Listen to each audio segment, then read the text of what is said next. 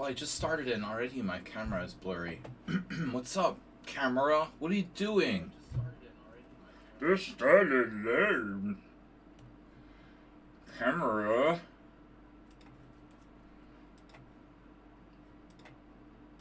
Deactivate. Wonder Trends. Astrobate. Wonder Twin powers. Deactivate. Yeah, what's the chances? What's the chances, Astrobate? Those guys on the short bus, they were lying to you, you know. Those bullies, they're just bullies. They were just stealing your lunch money. There's no fare on the short bus. Short bus is always free.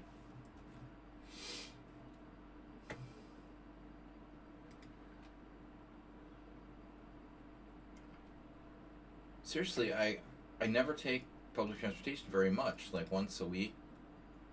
Maximum once a week. I hate driving and I hate public transportation. I'd rather walk somewhere if I can do it.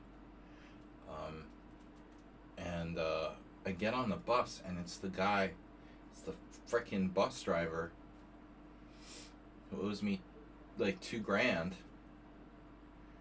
Yeah, you better give me a free fare on the bus. Bastard. That's he owes me $2,000. The bus fare is like $2. So that's like 0.1% of what he owes me. The least he could do. I have the other guy who owes. It's ironic, isn't it? Like the person who owes me the most money is a bus driver. The second one is a taxi driver. What is it with these guys? Alright. I got a challenge. Shanvika already joined, I thought. That's weird. So we're hosting a tournament here. Yes, in 15 minutes. By the way, Chess Network, bro. I can't look at those blogs. Chess Network needs to, like, get in the 21st century.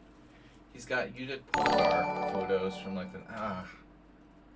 Hurts my eyes, man. Get it out of there. Dude, and that guy's back again? Checkmate raise. Get out of here. Don't make me look at the blogs. Ugh. The science of chess, playing blindfold and seeing chess in your dreams. Get out of here, bro. Is that guy for real? Scammers. You're all scammers. Alright, Sarah Herman is streaming. At least she's like authentic. Look at these bloggers. God. Average chess ratings by Chess Tale. Sure, dude. Oh no, harassment. Oh no, harassment allegation. Bro, is that really appropriate to make a blog about that? Wow. Oh my god, dude. Lee just has to stop the blogs. It's hurting my eyes. I can't look at it. Make it go away. Make it go away, please. Where's my tournaments? Alright. God. Phew. What kind of a loser would like make a blog post? Alright. It's horrible. Just every loser thinks they can like make blogs. Okay, Zenchess, your blog, you know, you made a blog too, but they were... When you made the blog, you made a blog that was like about a tournament you went to. It's like that's what blogs are supposed to be. You know what I mean? That's kind of what blogs are supposed to be. Like somebody reports about a tournament they played in or something, you know? Not gossip columns and fucking bad advice and shit, you know? Or old pictures of Judith Polgar when she was like 20. Chess Network needs to get a little more, you know, up to modern times. Alright, anyway, why do we have a challenge from Brownie Champ? No challenges. Play. Alright, guys, the brain fog is real. Where's my freaking profile, man? Here. Pawnda and Horses Club. What's the chances there are like thousands of bus drivers in Budapest? I get the one that owes me $2,000. Saved $2. That's awesome. All right. Anyway, if I called an Uber, it would probably be the taxi driver that owes me money. We've got Zen Chess, Cheesy Noob, Young Samurai, Teenage Petrosian, and Astrobate.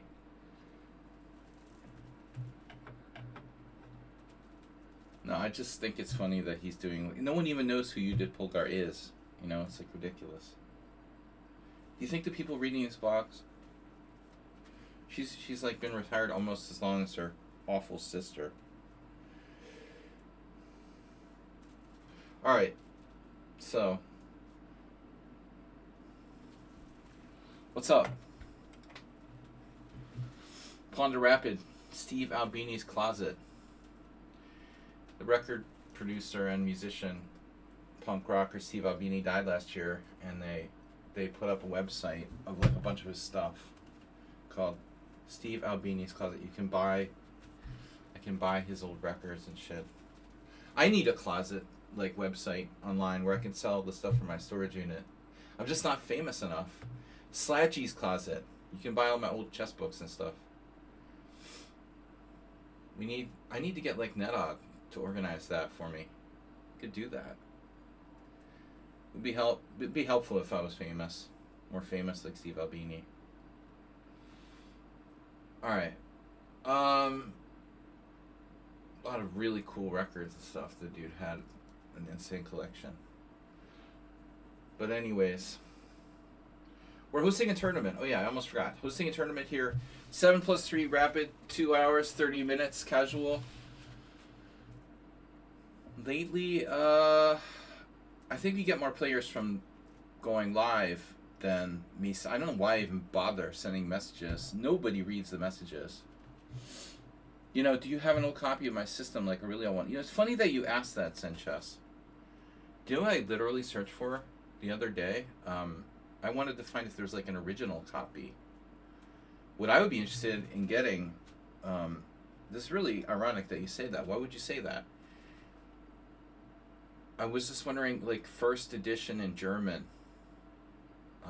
I don't know. I mean, I'm assuming that Nimzovich probably published my system in German first. Someone showed they bought the German edition on Reddit. Well, there's probably multiple German editions, but the like original first publication, I saw an antique book site where they had a signed copy, not the first edition, but a signed copy by Nimzovich in German, $2,500. It didn't look like the book was in exactly mint condition, but still, you know, that's a signed copy.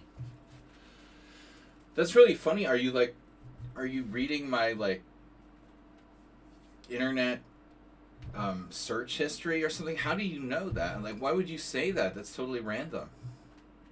I literally searched for like German editions of my system this week, and you brought that up. That's funny. Yeah, we're not on the Tarash team here, man.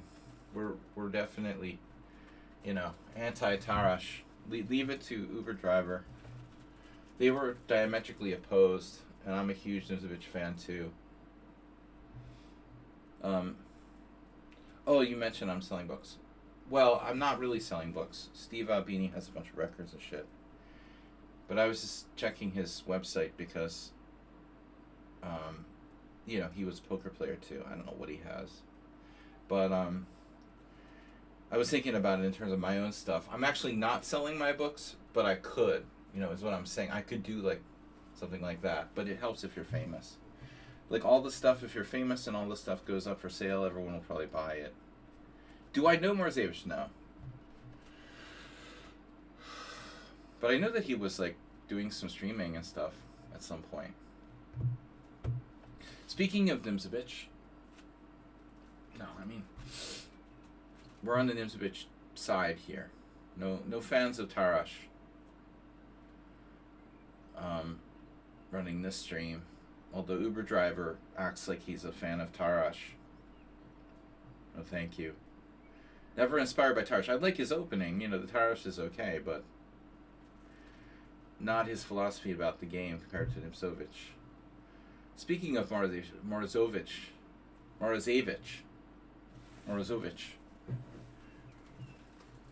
No, I'm not really selling books. I probably would sell some of them if I had. I took the bus today to get my freaking residency renewed. Once I get my residency renewed, I can go back to the United States without worrying about like not being able to come back.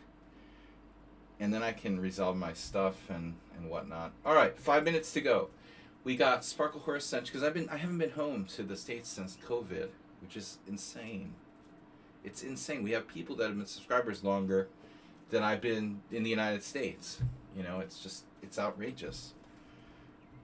I mean, you know, I really want to go to the United States as long as Donald Trump is president, but whatever. I was there before.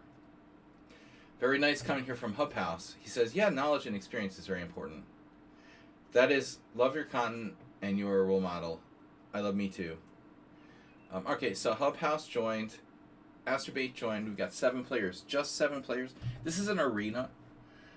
Morales is lurking. Yeruin is lurking. Nefidab is lurking. Cheesy Noob. Dude, you're not going to be allowed to play Simons anymore because you just drop out. Cheesy Noob. You dropped out of another Simul. Yellow card. Not cool. Cheesy Noob has been banned from Simuls.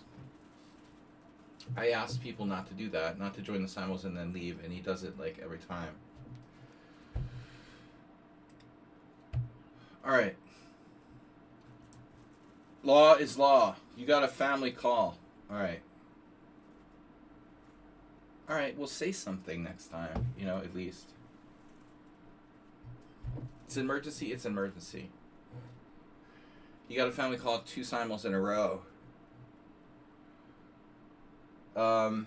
It wasn't your first violation. I'm just saying, you know. You're already on shaky ground. So, and there was suspiciously another French player. The only other French player also dropped. Maybe he's got dual accounts. The king is a fighting piece. Use it. Alright guys, we're starting in 2 minutes. Sorry about... Well, you did Polgar quote. Okay. That's weird. I thought I had a Nimzovich quote. Must have been the Simul on Sunday. Maybe not even Nimzovich. Someone else. I didn't realize this was a you did Polgar quote. The beauty of chess had priority for me over winning a game. That's true. It's up to you. It's up to you, man. I mean, you might prefer the beauty of chess to winning or losing. There's a lot of people like that. That's what's making chess great. There's no one way of viewing it. Alright, guys. Don't trust the bus driver. Don't lend bus drivers money. Don't lend taxi drivers money. No matter what you do. 0.1% of the money he owes me has been repaid by free bus fare. Now he only needs 999 more free bus fares, and he'll be like paid back.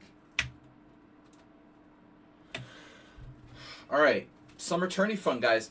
Don't hesitate to donate. Since the bus driver has all my money. No. We've got 10 players. Hopefully there'll be more. Again, Morales and Nefidov lurking. What are you guys waiting for? Join the tournament. We haven't had a lot of masters lately. You know, we used to get masters. I don't know what happened. Zen chess is sort of like, you know, expert near master level. Morales is in and out. But we used to have a bunch of masters. Alms, Huberspieler, Camel Culture, and nobody's been around lately. I don't know. Alright. So, This is an arena. This is your last warning. Guys, Antonio, what's up?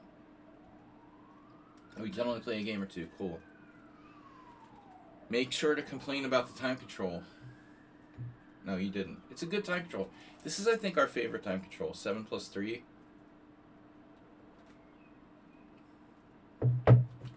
My favorite time control. I used to do the streams, you know, with 7 plus 3 Rapid till I stopped doing those. Do so. 10 players. The law is the law. We hang you for leaving Simul's here.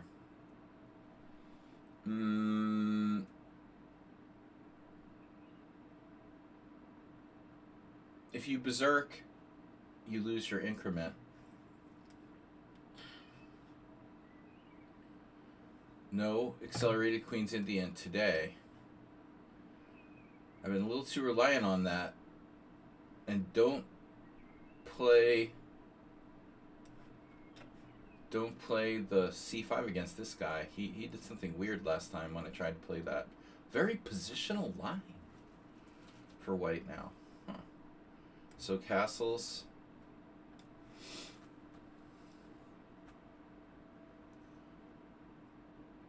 There is a crazy move there, like bishop e7. People actually play. Am I losing my mind? There's a principled move, right? Normally I play d5 the most. I've played d5 the most. Oh my god, it's Bill. What's up, Bill? Long time no see. Bill 2WK.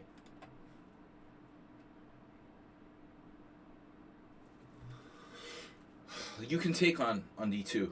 That's the main line, obviously. So, I've only played this once over the board, though, a lot of times in Blitz. I lost to Erdos, and I played pretty passive game. Same position. Yeah. I did knight c6 against Victor, I think. But anyway, this variation never used to like exist, but it's something kind of modern. It's something kind of modern.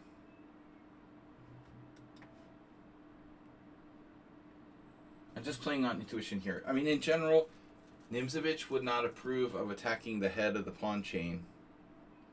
But my experience, well, you have to sometimes if you have no other option. I mean, if it's the only way to attack the pawn chain, it's the only way to attack the pawn chain. Now I have b5, pawn takes c6. Feels like I've had very similar games before.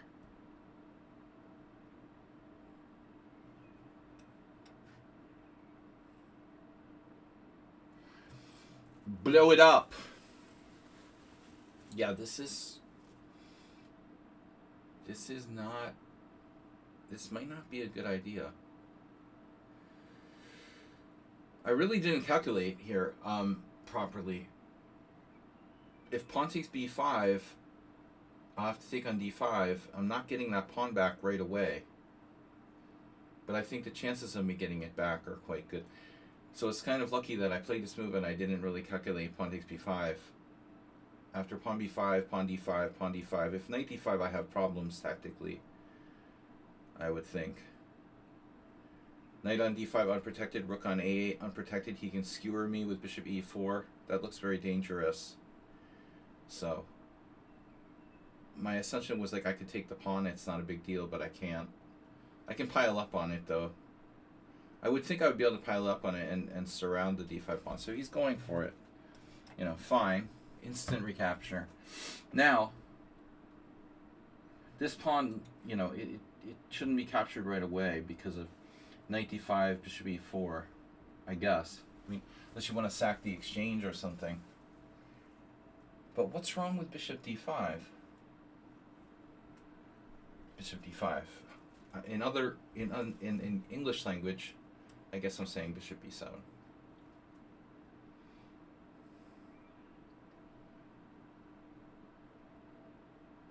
Well, the other plan is obviously we're coming here and we're coming around the mountain, and we're gonna pick the pawn off with knight b6 if he could. Well, he can't defend it though, you know. He can only defend it like indirectly. No big deal. You've got your pawn. Give me a pawn back, and we're even. The pawns are the soul of the game, says Asterbait. We have 13 players. The Tourney! Jim is here! The Tourney, the legend, the Pawnda Arena. Yeah, 7+3. Jim's favorite time control. Look, you got a pawn, I got a pawn. It's fair enough. What are you thinking about? Now, I own the center. I undermated the center. No, I think the best way for him to play wasn't to take on b5, but he should take on c6. Or not take anything, you know? But I mean, take on c6, take on c4, take on c4, take on c6. It's like a Sicilian there. White should be a little bit better. I'm kind of curious if this has ever even been played, like up until move 9. You know, I wouldn't be surprised. It's very logical play by both sides. Bishop e4. Now that's a radical move. That looks like something move 11 would play.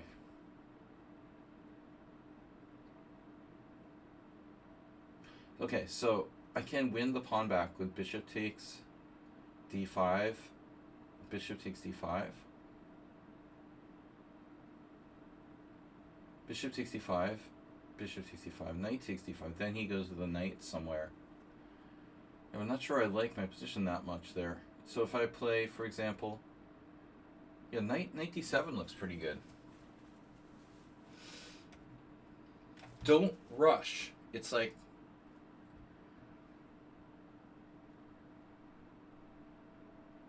it's kind of sad that Elon Musk likes The Hitchhiker's Guide to the Galaxy, supposedly.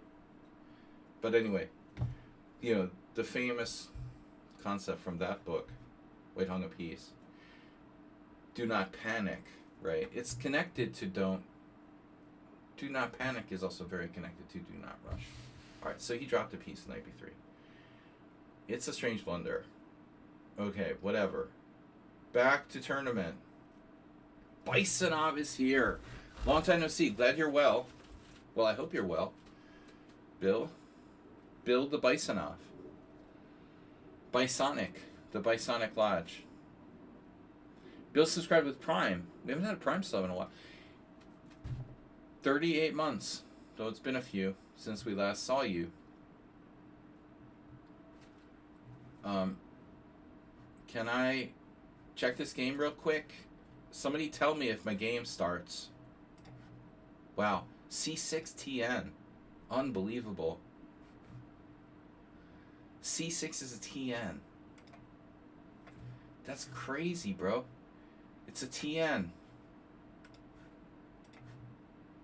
Number 1 move, according to Stockfish. Can you believe that?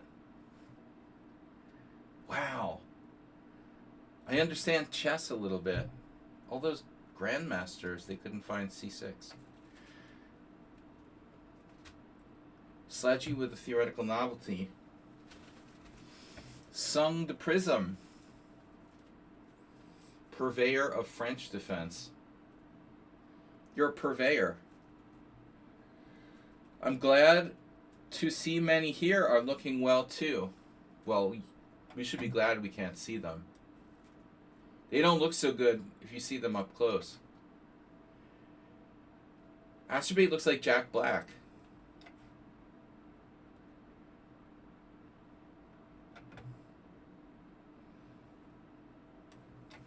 I have more experience with d5.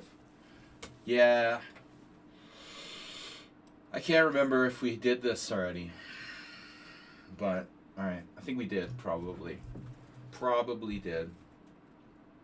I'm not going to do anything fancy. The Korchnoi.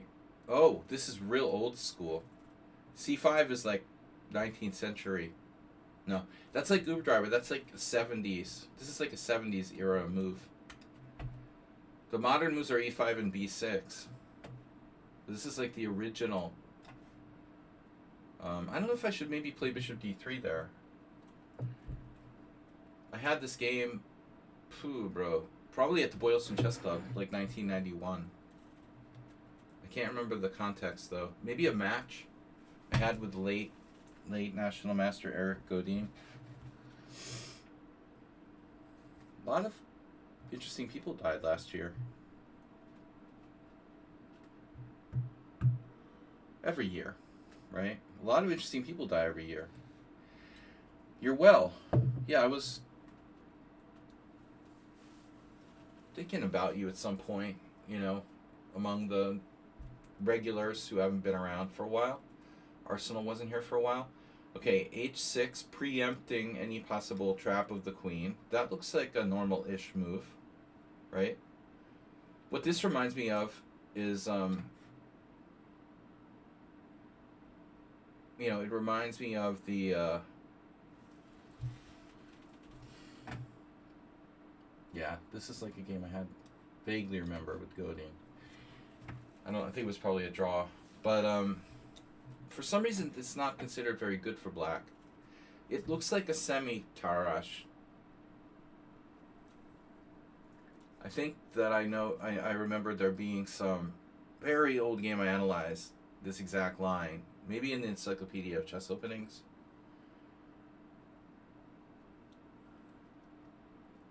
Now,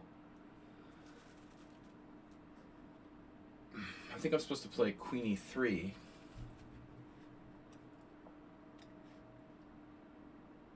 I believe the engine just thinks like white is considerably better here.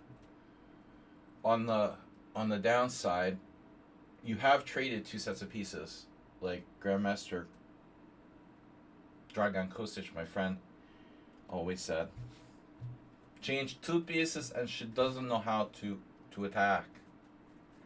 So,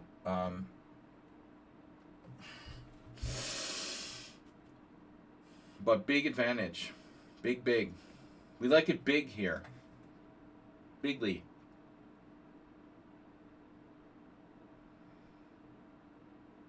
Please. No mentioning politics. People get very sensitive.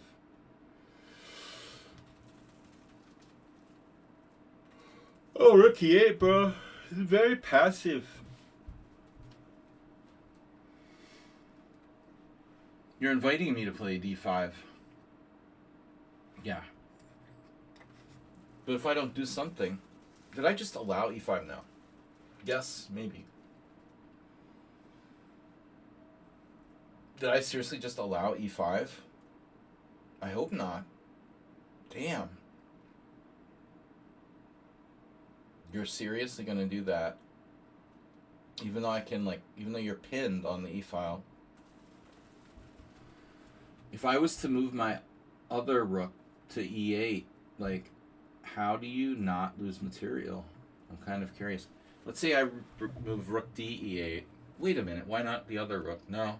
If you pin F3, okay, it makes sense. But if I do rook DE, how do you not lose material here? DE. Huh. Yeah, I don't think I understand it. Enlighten me. Now, I see the bishop G4, but no. Bzz. Ah. No.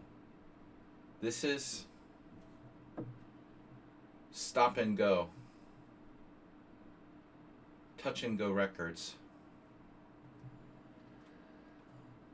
Bison already off to the fiery start with 4 points, followed by Young Samurai, myself, Sun Prism, Ruslan Bear, Zen Chess, and Cheesy the Noob.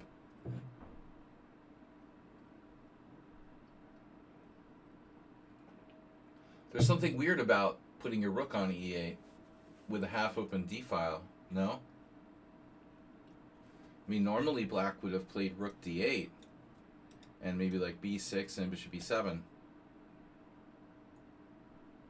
You ended up moving your e-pawn twice. I also moved my rook twice.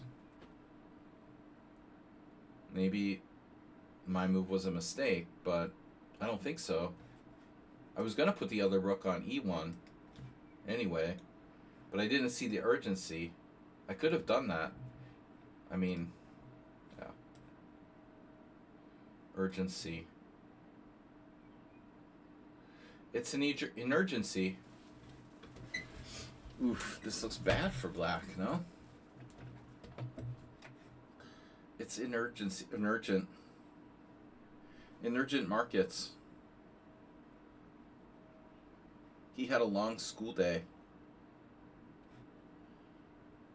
Emerging markets, emerging pawn mass.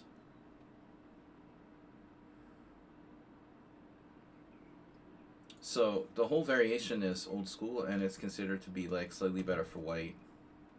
You got to go back to like move 7 and play either e5 or b6 instead. But okay, you know, even so, I think it's probably not so bad if you don't do anything crazy. People keep gifting me time odds. Oh, the Berserk.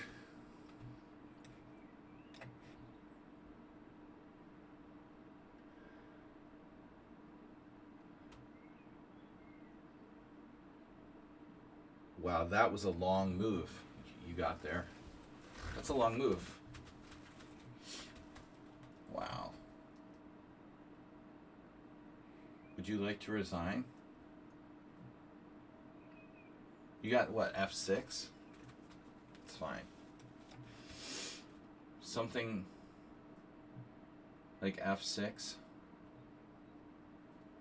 Not a problem. Yeah, this is ugly. This is really ugly. Let's just go on to the next game. Everybody's not warmed up yet. Reduce was definitely not warmed up. Sun Prism definitely wasn't warmed up. You guys are in trouble because I got enough sleep last night, and I've been like really resting the last 2 days.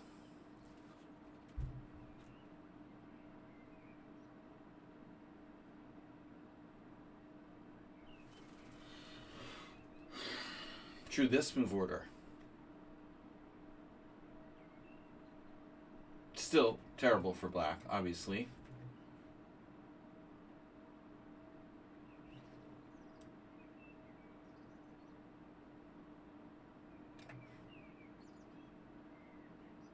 I just want to keep this pawn protected. This is a horrifying nightmare for black.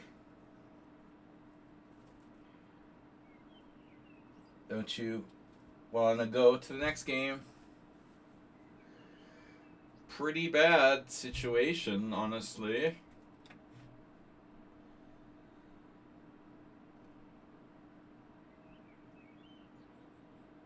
But you're only down a pawn. People keep giving me material odds. I think that Sun Prism had too much energy drinks. I know my kids are drinking these like energy drinks. They want to like outlaw it for people under 18. Too much taurine or something. The youths of today. Blame it on the taurine. All right. So it looks like Reducer just played one game and he's back with Bisonov now. I'm playing 2 games so far. See, again, C5 is the 3rd most common move there. That was traditionally the move, though. Oddly, you know, black doesn't have a very good score in any of these variations.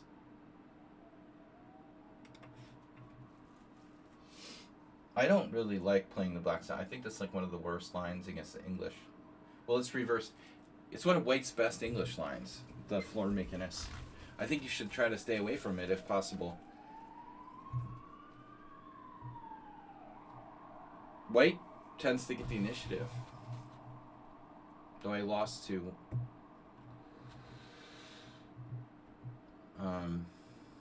I lost some game, but I still had a good opening in the only game where I've had that recently.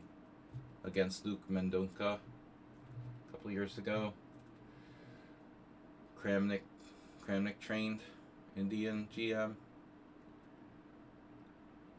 I got a huge, nice plus out of the opening. I thought, well, slight edge anyway. Then I just brain freeze. Use too much time. Maybe C5 instead of D5 in future for me. Well, you know, C5 is the other line. True. Also dynamic in a different way. Let me guess, C3. I'm going to guess he's going to play C3. There it is. C3's on the board. Okay. I have a new approach against this player. We're going to try a new approach. Taking him seriously.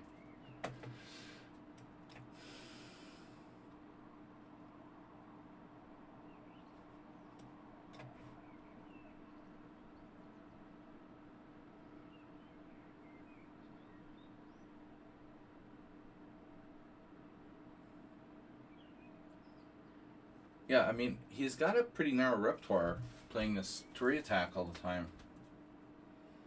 A rather strange move, the Queen B3.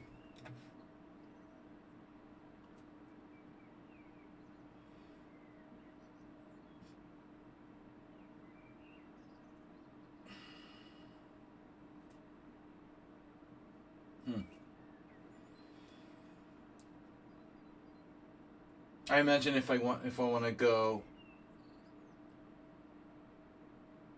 on the Queen's side, yeah. With A5 or something, he'll just auto A4. You don't like your bishop? Okay, no problem. That's a weird move. D5 is a very strange move by white. I do not like that move for white. At all. Okay, alright, here we go. What do we do now? The D5 very strange.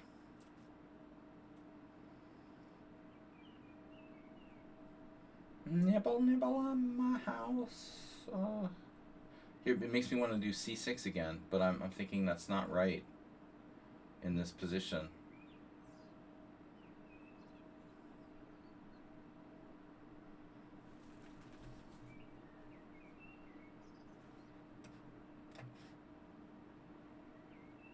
Queen B3 is rather odd now. It wasn't so odd without the pawn on D5, but I think it's particularly odd. You start putting all of your pawns on D5. Oh, I almost forgot. He doesn't like bishops. But this is his bad bishop, I guess. We could perhaps not be surprised by that move. I do have knight C5. If bishop takes C8, knight takes B3, bishop F7. Okay, so I have to move my queen. I should move my queen. That's fine. Fine by me. Turso did something similar. Yeah, well, bishops are still stronger than knights in the long run. It's going to take a while. It's going to take me a little while to get through. That's all.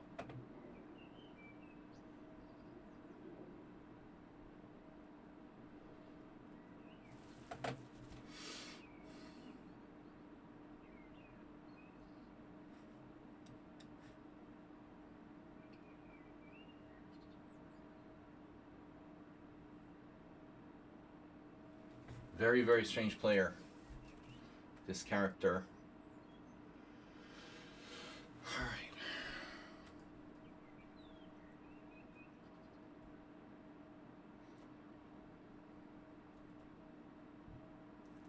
Oh no. Yeah, watch out. Extremely dangerous.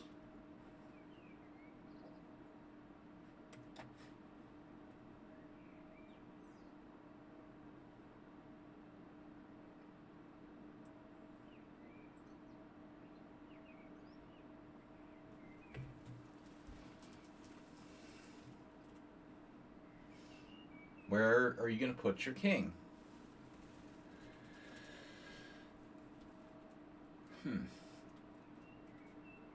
Pure space.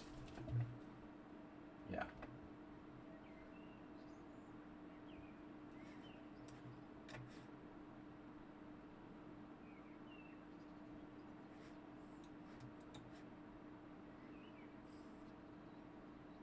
Double threat.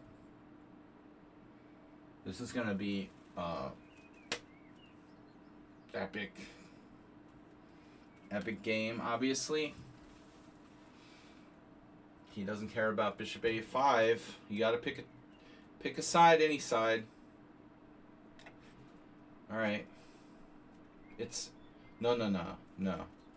We're not trading queens. That was naive. That's not happening.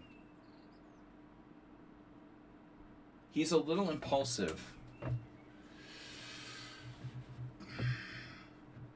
He'd made a decision. It was either bishop a5 or g4. He could either prevent one or the other, like f5 or bishop a5. I thought he would prevent the bishop a5, but he went the other way with g4. He still can't prevent f5, but I mean, he can delay it. Maybe bishop d7 is better, I don't know. So now, right?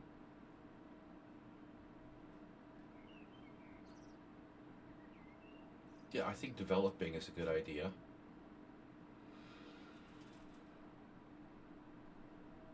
Maybe I should be willing to trade my Dr. Bishop for one of those knights.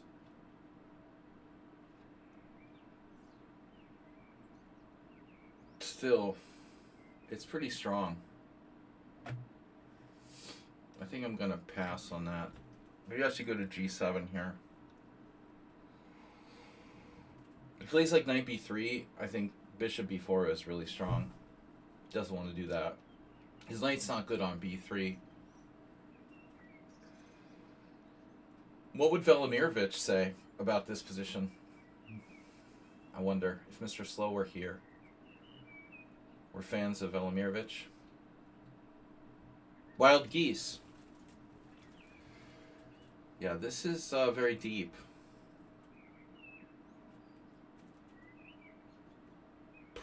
Bro, it's a terrible blunder by White.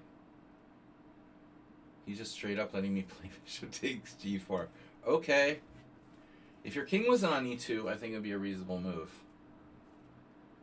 But now I have bishop h5, or even h5, probably bishop h5. You're never going to attack me. Except when you are. Now f5. Knight g5 check. Like your last trick. Everyone in the room saw bishop knight g5 except for you. f5. Knight g5 check. Takes. Yeah, that's bullshit.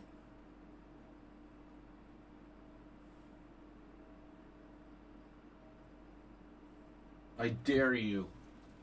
I triple dare you to sacrifice your knight on g5 with check. Open the H file. You die in your bed.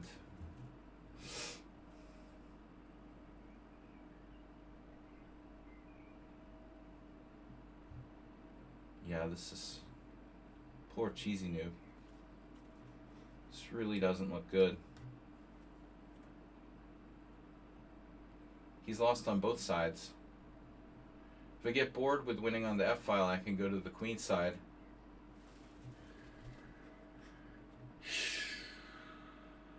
I think I ought to probably cash in for that knight to get through on e4.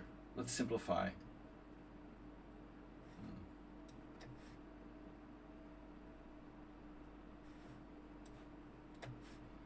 Just keep it simple.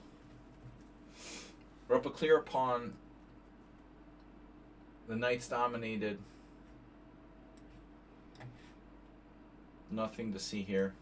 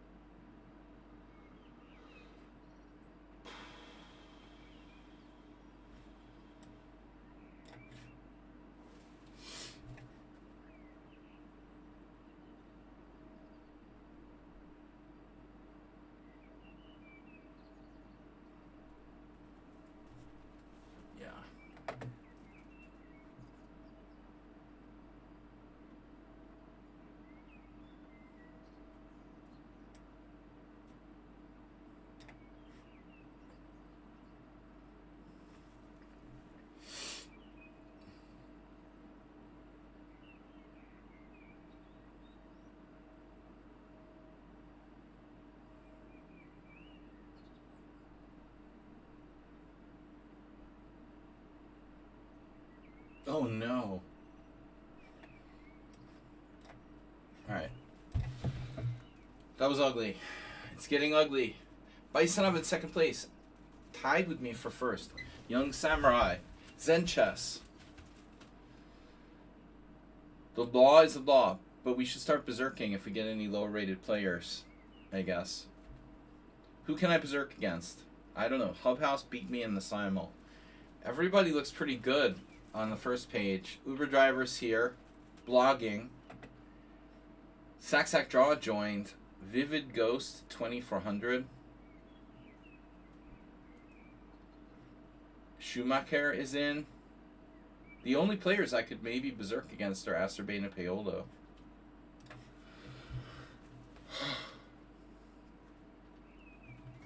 Just hope we get a lot of Acerbate Paolo pairings. Who else? Everyone else, look at these. 2500, 2100, 2000, 2200, 2100, 2150, 2100, 1850, 2000, 1700, 2100, 2200, 17. Not in the tournament. Alright. Sack Draw 23, Uber 2150, 2400. Everyone is strong.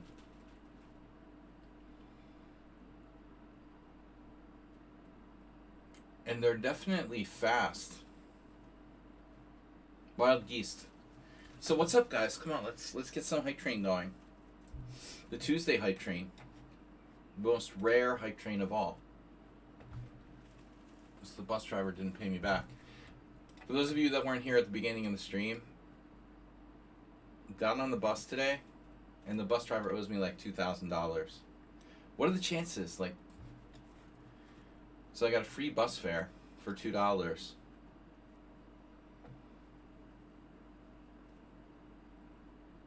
The only upside. What are the chances that the bus driver, you take a bus like once or twice a week? No, like actually once every 2 weeks or maybe once a week. What are the chances you get the one bus driver who owes you like $2,000? That's fate, man. That's really, I wanted to see him. Well, the good thing is that he's still alive. If he's dead, he can't pay me back. So he's still kicking. Young Samurai.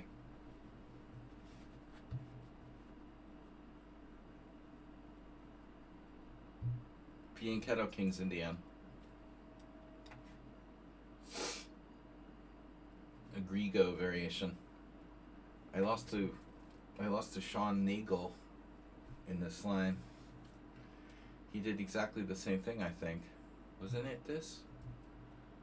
Some weird continuation? It'd be suspicious if Black knew what they were doing here. No. Okay, no, not that. It was a weird move for Black. Taking in H6 seems kind of strange. Well, now I just transpose back into a normal type position. I don't think you're supposed to play H6. I play H3, it's a normal move. H6, not so much. Of course, I don't have to. You know, maybe it would be better to just play like Queen C2 or something. I haven't been playing the Fianchetto Kings Indian much. It's a safe line. I don't think I've played it since last year in the tournament game. Like 2024. Or, no, end of 2023. The end of 2023. I got lucky. I was worse against George Moore and I won the World Senior. Yeah, here's the current position. E4, A6. A6 is more normal than H6, I would say. H6, not so much. No, maybe H6 isn't so bad. You could find some random games where maybe that's played. I used to play H6, but not with releasing intention. It's actually a bad line. E5. I would play E4, H6. Lost a really bad game with that years ago and quit playing it. I had a couple bad games. H6 isn't really right.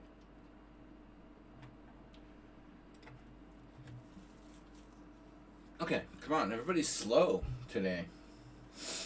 B3. What else? And then C5, right? Everything's normal, but not H6. You're not supposed to play H6. I don't know how bad it is, but it is a loss of time. C5, knight C2. So he wants to go here.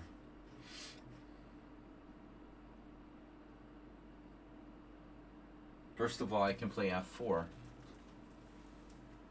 Just looks good for white. Isn't it?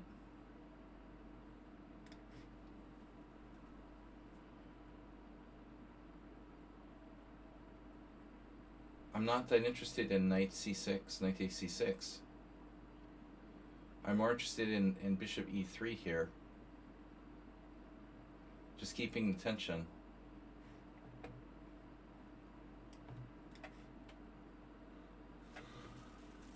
It's not an accelerated dragon, you know.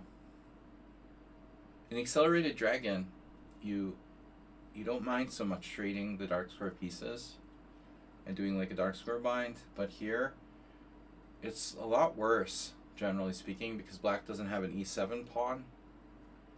The king side tends to be a lot weaker in these type of things where you do like knight d4, bishop d4, bishop d4, queen d4. If I stick a knight on d5, you're like, your f6 is really weak. I'm speaking from experience, you know, with black. You can't play it like a Marazzi. So, see here, this just doesn't work. This just doesn't work.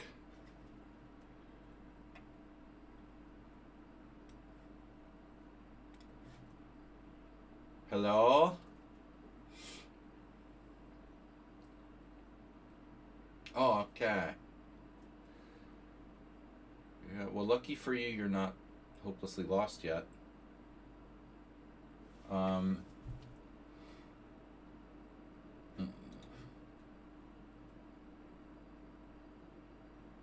I could even sack my rook on a1. Like, would you really want to take this? Do you really want to take this here? My pawn.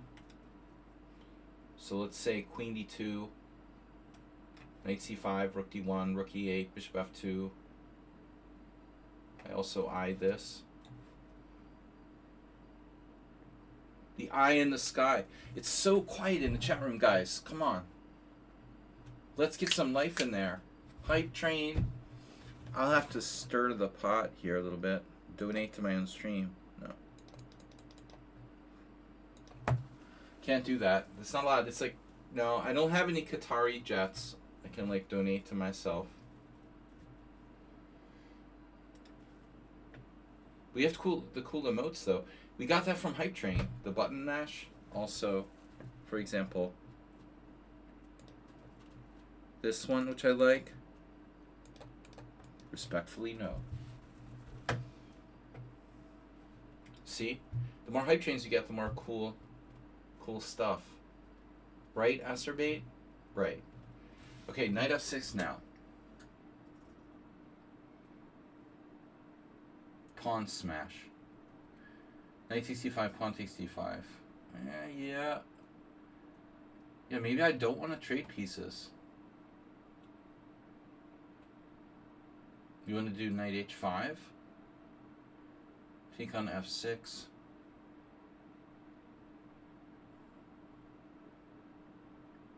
Don't feel like I want to trade pieces. There is the C file though. Solid floor. Solid flooring. I don't know if this is enough though. I feel like I'm really kind of letting you off the hook here.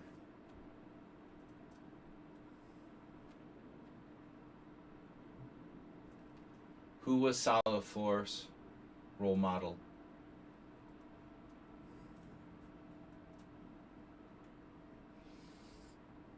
Maybe Zen Chess would know. Who's the biggest influence on floor? Stylistically.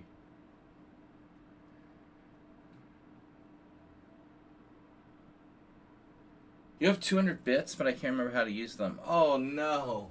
Oh no. We might need those. C offer. 200 bits to Sledgy. Oh, that's ICC. Shit. Yeah, I don't remember either. Damn. 200 ducats. Is that like... Yeah, I never had currency. Click the cheer button in the chat box.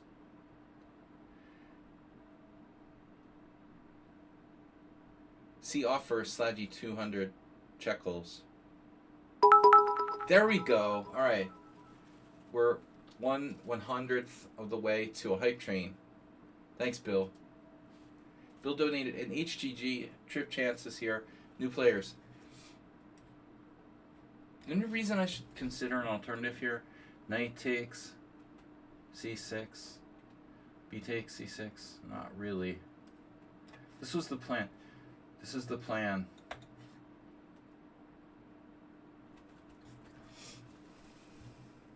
Don't spend them all in one place. Dude, that's like... How much is that? Wait a minute. Oh, you just like donated a bus fare. I think you just donated, yeah, you donated one bus fare, approximately. You and the bus driver both donated like a bus fare today. That's one bus ride. Yeah, single journey. That can pay for me to go to the immigration center next Monday.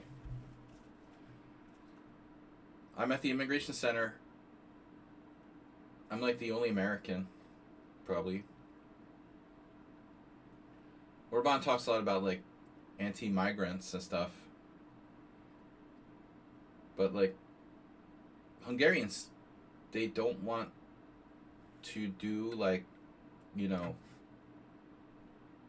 nasty jobs like being food delivery people. Like everybody at the immigration center except for me was like probably trying to become like a food delivery driver. I just loaned money to degenerate gamblers. And I don't even charge interest. It's unbelievable. F5. Yeah, if I charge interest, it would be a job, technically. They have to kick me out. There's nothing illegal about loaning money if you don't charge interest. I can actually work here, but then I have to pay taxes on it. Pay taxes on my money lending. I wish I made a profit from money lending. All right, young samurai. You're really on the verge here. Verge in the verge. Can I win with like rook d1 takes, bishop takes, check? I kind of like that, but I don't know if it's enough. Yeah, single journey is 600 forints, which is okay. You donated basically 700. I don't know, the Hungarian forint versus the dollar yesterday because of Trump's games with the whatever, you know, the manipulation of the stock market that's taking place causes currency fluctuations. So yesterday the US dollar suddenly like went back up a little bit from like 350 to 365. Pretty large fluctuation for like one day. So now it's like 365 forints to the dollar. Whereas it's been hovering around 350 for the last couple weeks or so. Bishop g8 check. That was my plan.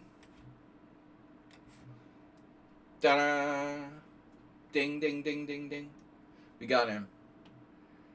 Young Samurai's, his weakness is tactics. He needs to work on the tactics, which is unusual. Because usually young samurais are weaker positionally, stronger tactically. But again, this opening was a problem for black. He also had an issue in the opening there. Didn't get out of the opening. H6 isn't working right. Okay, I'm still in first place narrowly. We got a request to join the team. Greek god. Oh no. Another Greek god. How many Greek gods can we have in one tournament? Guys, come on. Hype train.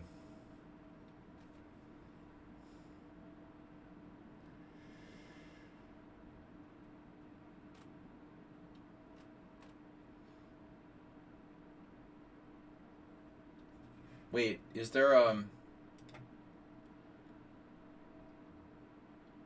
don't understand. When was there or is there a streamers battle? Is that tonight? I saw an ad for no one does it anymore. No one fun. I saw it. No, it's just like Russian streamers and stuff. You know.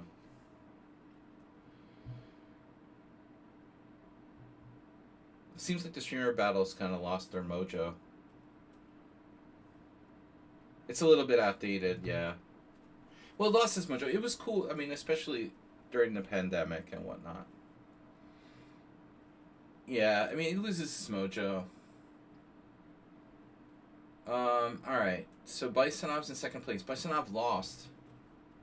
Guys, Hype Train is almost going to go away now. Bill donated 200 bits. Astrobait must be tapped out. Bisonov in second place. Kel Max. Oh, first time playing Bisonov is a long time. It's a long time, man. What's up? Even though I'm not... Oh, Karo Khan. Yeah. Even though I'm not a real... I don't consider myself a real E4 player in spirit. Do you want to play this? Lame. Everybody plays it. The laying variation.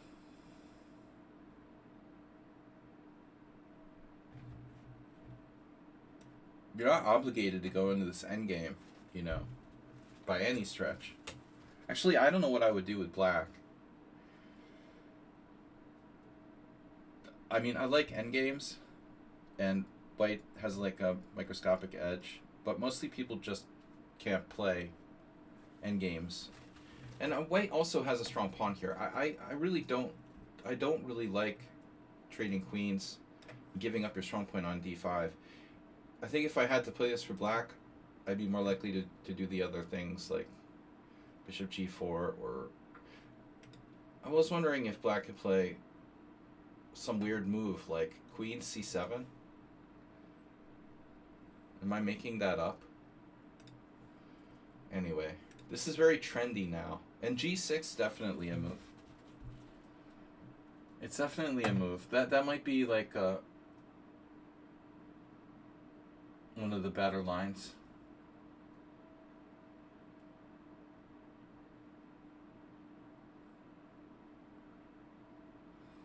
And I don't really know what I'm doing. I play on feel. So you play that?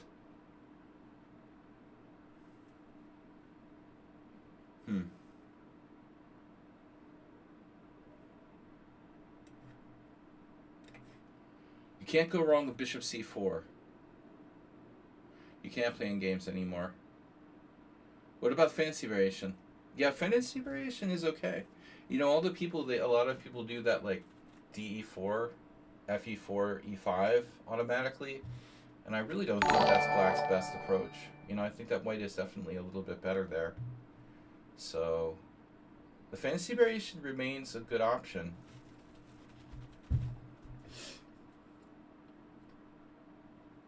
I always played the Panov against Karo Khan, but it's just, it sort of sucks.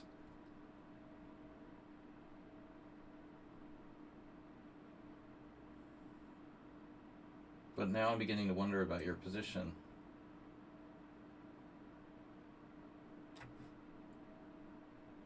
What is actually going on here?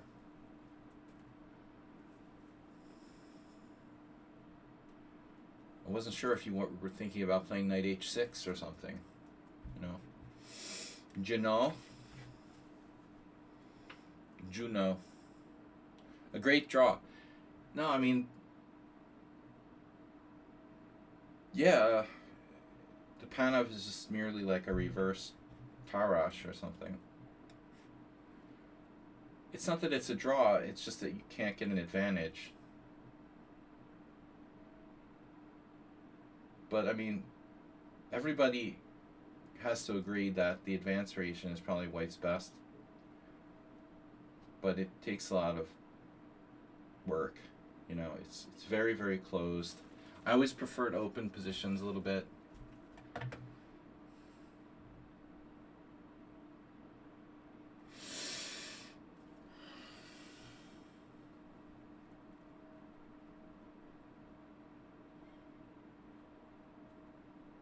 Maneuver driver can easily equalize against you on the blacks of the Panov.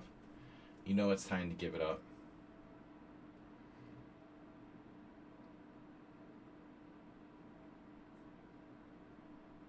I can barely beat like 2,000 players. This looks good for white, but I don't know what to do.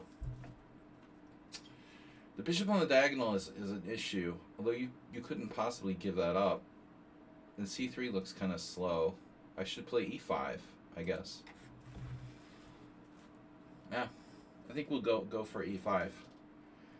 Kind of was my original plan, and then I hesitated. But why? You know, okay, yeah, you get a great square. Congratulations, you got a great square for your knight.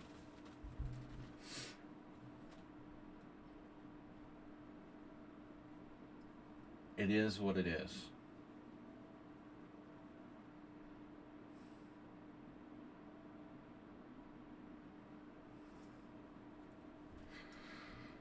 Now, how do I get my knight to e4 without dropping my f4 pawn?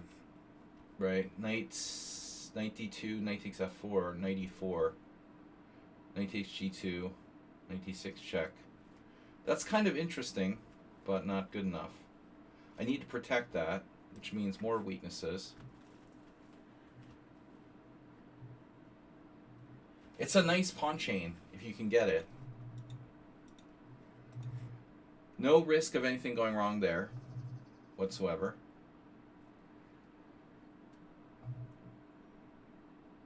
Acerbate, pawns are the soul of chess. That's what you said, but you don't apply your own quotes to your game.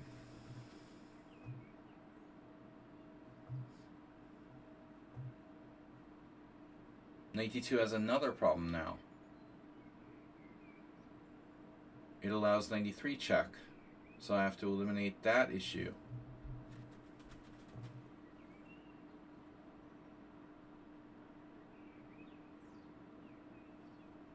Meanwhile,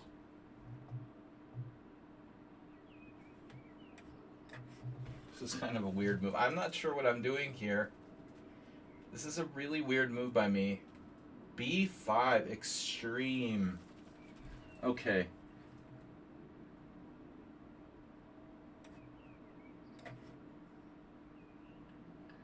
An original position.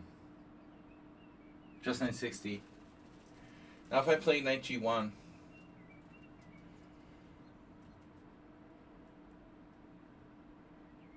I'm playing chess 960. How about you?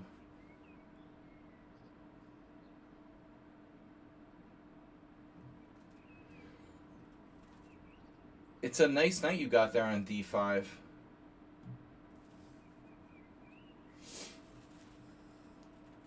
But b5 weakens him somewhat. I mean, I have a4. Anytime you do b5, you gotta watch out for that a4. Ugh. So, how about knight a4? Is that a threat of sorts for you? a5, a4. My plan is 92. I can play c3. You could get immense control of the c3 square. Totally dominating c3. Look at that. Hello, c3. Just uncontrolled aggression.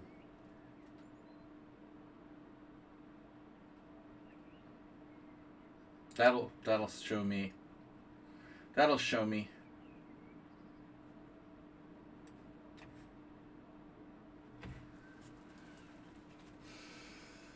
That'll teach me.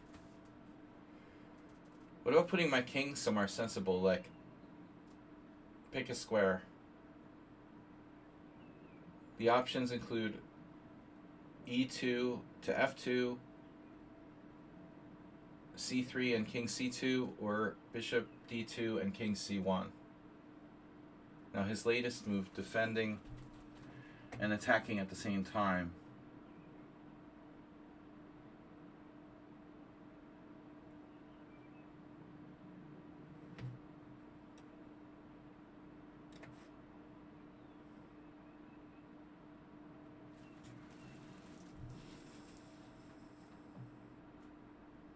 I guess at this point I should be playing c3 and king c2.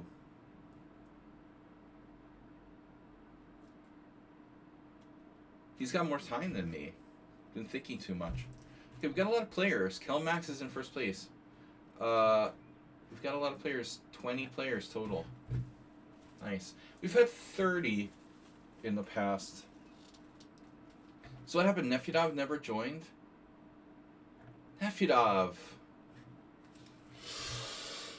Oof, that's a nice bishop you've got there. He wants to trade off his bad b. Or bring his rook to the d-file. Castle queenside.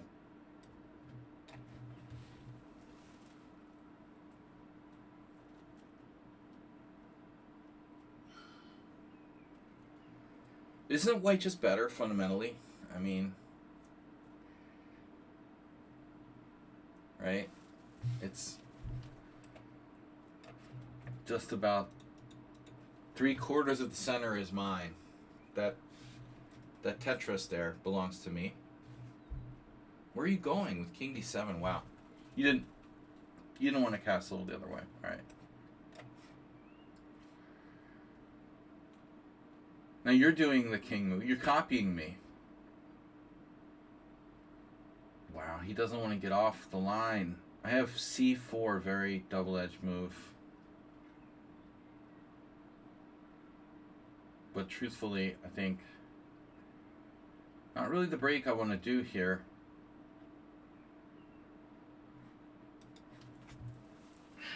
g4 f5.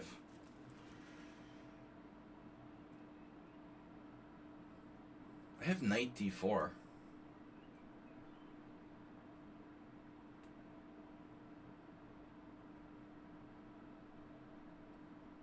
Oh, you changed your mind. Mm-hmm. That looks dangerous.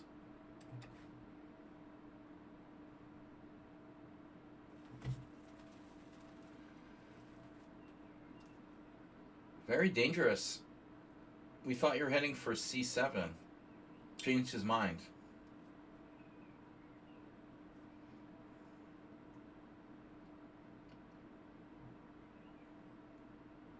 Dying of thirst here.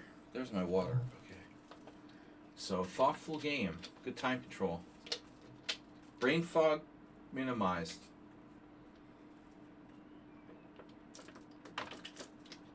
Okay. Okay. Okay. Okay, berries. Okay. So I win a pawn. Alright. You have a bad bishop. You have a bad bishop and I win a pawn. Simple as that. Keep it simple.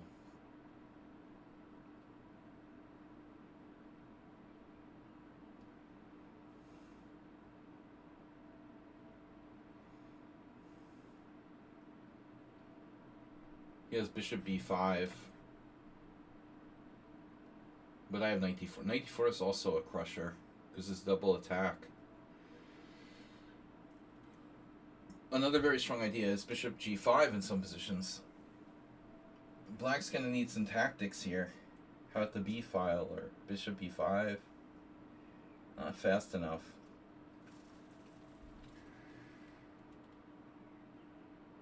Damn.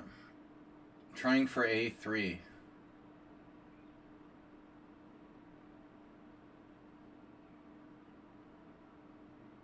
It looks rather slow.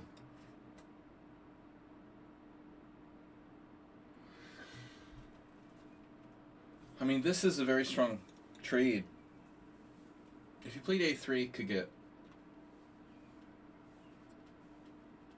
kind of awkward.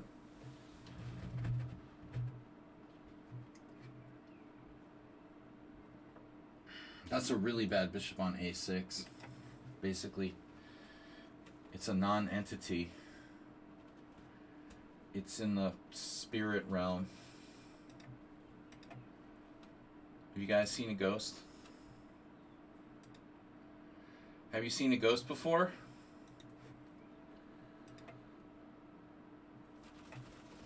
Is my camera being weird again? Or I'm just naturally ugly? Are we fading away?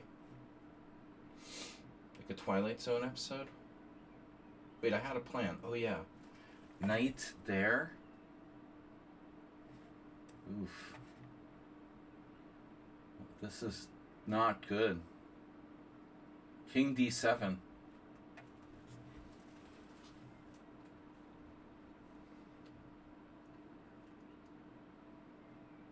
Kelmax, meanwhile, is in first place.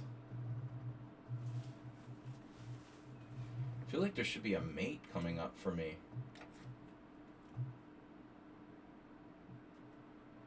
Nearly mate. Okay, he gave up. Yeah, not a good opening. I think you're supposed to play f6. After like g6.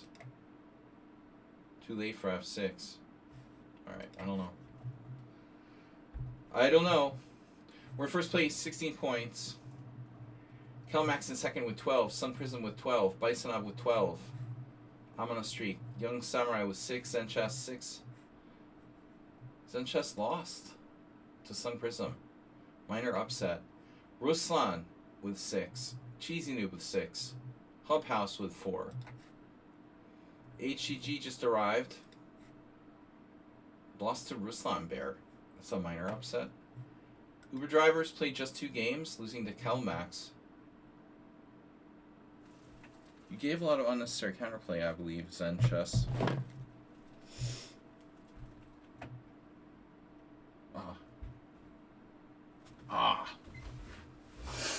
Alright, Sun Prism is with white. E3. If it's E3, it's for me.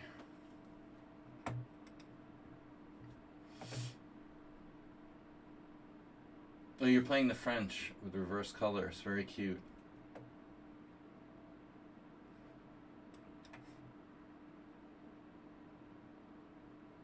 That's not exactly the French. You could play a hippo, right? No hippos. This is just the thing. The thing. The thing from beyond.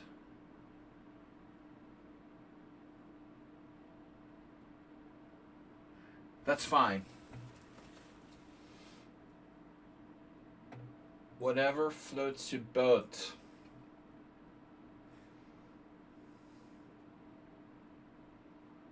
You will play chess. And I will play chess. And we will decide this game later.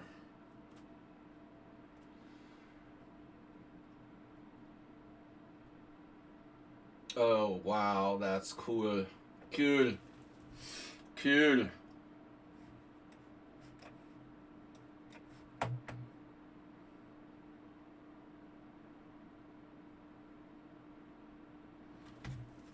if only Astrobate listened to me. He could play like this. He could play like this. Uh-oh. White traded off the central pawn.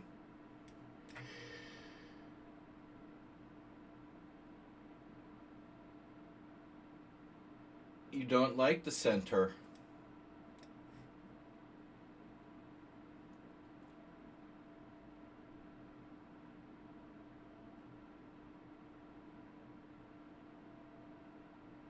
We're almost halfway through, and I'm still clinging to first place. But Dr. Chip Chance is, oh, he's up to 9 already. He just got here. He's playing Cheesy Noob. This square, that's not weak or anything. So if knight d5, your bishop's defended. That's convenient. Yeah, the knight on d3 conveniently defends the bishop on b2, so I don't have any kind of tactics. Otherwise, knight d5. I mean, still, actually, it was probably not bad. Because I was threatening knight c3. So I guess it's still so quite strong. Knight d4 or knight d4 or knight d5. Knight d5, double attack. Wait, that's queen d2, I suppose. Well, now he can trade on g7, so it's not as good as it was. But White's position looks excruciatingly ugly. c4 might be pushing it, but I want to win.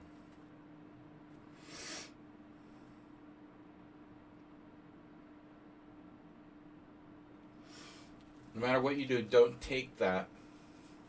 Keep your pawn structure intact. You don't have any weaknesses. I don't know, Simprism is playing really loopy today. We all have different moods, right? Sometimes I play horribly. Last Friday, I played horribly. Today, I'm very collected. And Dr. Chip Chance, dude, I mean, you just arrived and you already have 14 points. Uber Driver will lose to him in like 5 moves. Took the pawn anyway. This looks truly horrible for White.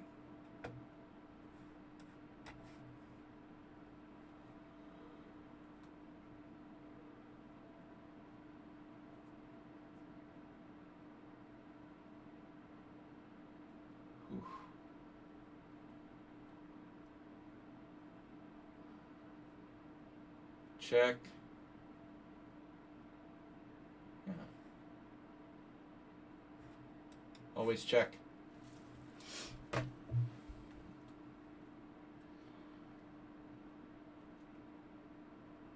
I'm surprised that Uber Driver hasn't lost in like 5 moves to Dr. Chip Chance. Everyone is like terrified.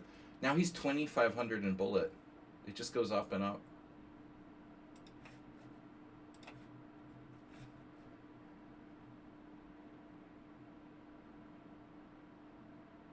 Uber Driver playing the black side of, I don't know what opening that is. Is it a Tarash? No, the knight's on c3. What the hell opening is that? Was that some sort of Sicilian? Maybe a Grand Prix attack. No, there's a pawn on f3. Well, this is very principled. Jim, not a classical follow-up for e3, right? Do you often play knight c1?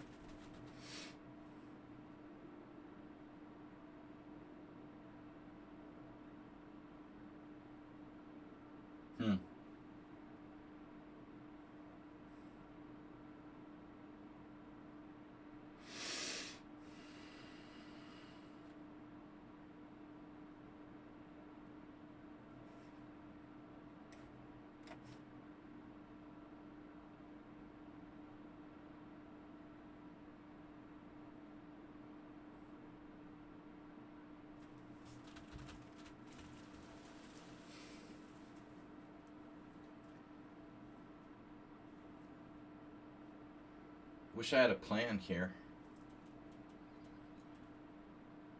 But objectively, I want to open the position and develop my pieces. It's very simple. Rook a d8. Okay, I see what he's going to do. So maybe e5 doesn't work.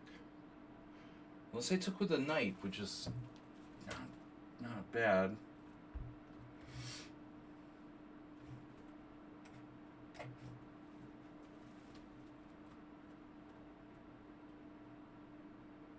Yeah, it's hard for me to open position, but I can play e5. That's objectively what I should do, I guess. Question of when. Maybe next move, yeah. So now,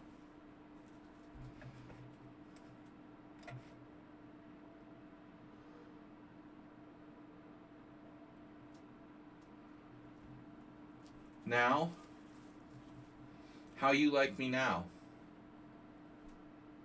I kept the F rook just in case, and the A rook was doing nothing anyway. You castle.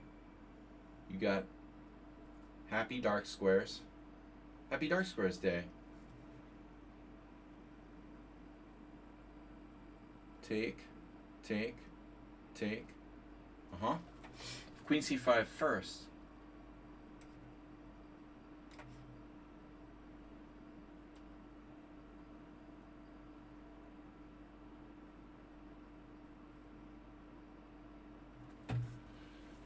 Queen wasn't doing much on a5 anymore.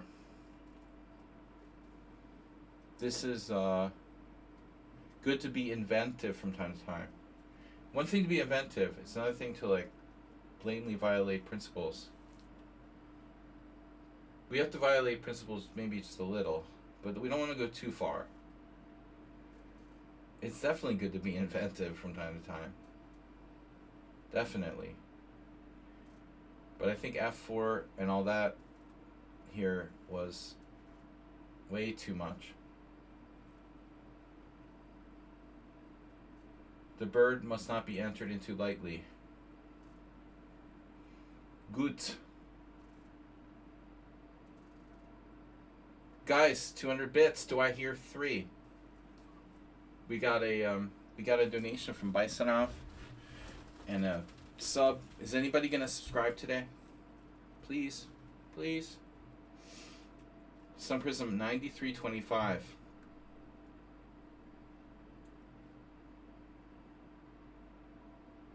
I never really paid attention to the green red.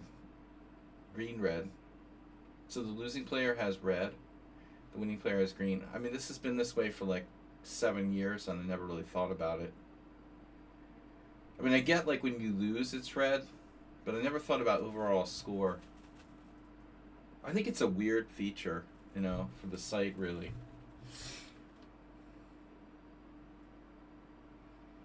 Leftover from primeval times.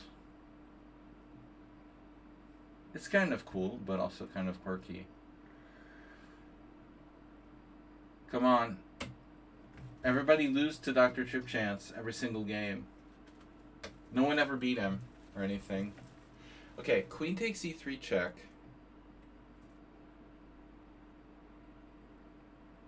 Let's say king h1. And then I can take with a bishop. I can take. My queen is kind of vulnerable there. So maybe the truth is that I shouldn't take that pawn, you know? That's unnecessarily greedy. We don't have to take it right away. I mean, it's hanging. It's a liability for white. c4 is hanging as well. Why not just leave it there? We have a killer bishop. While his knights are okay at best.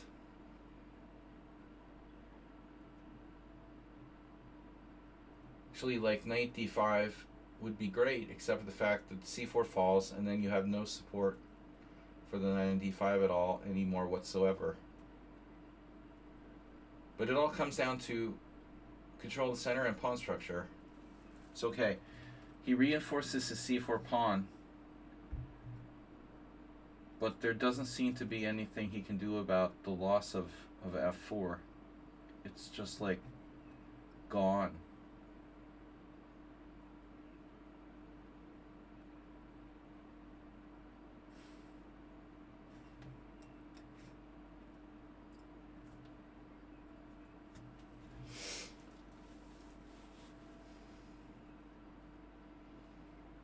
So we picked up a pawn. We have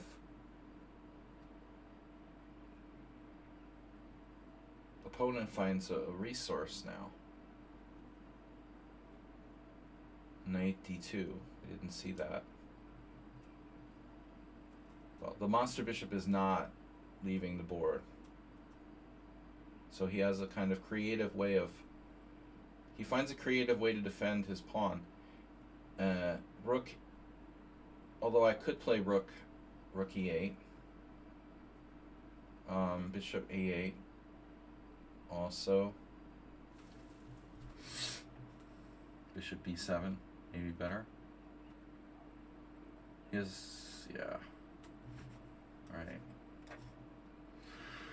Gets his pawn back.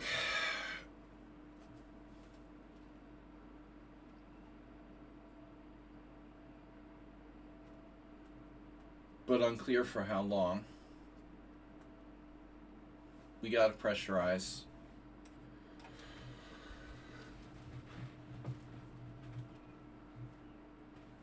Pressurize, please.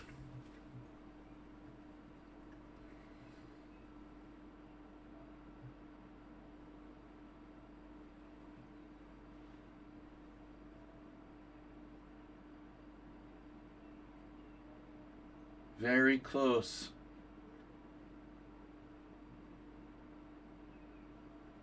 Rook e3, queen e3, rook e8. Doesn't quite work.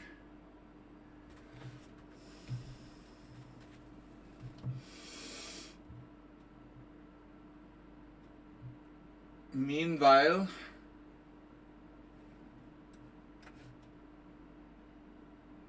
oof. Okay. It's a little awkward.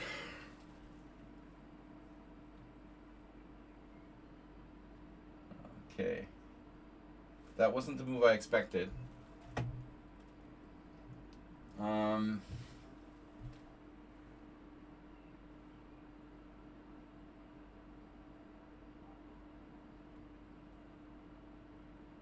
He has knight d3. Everything's staying defended.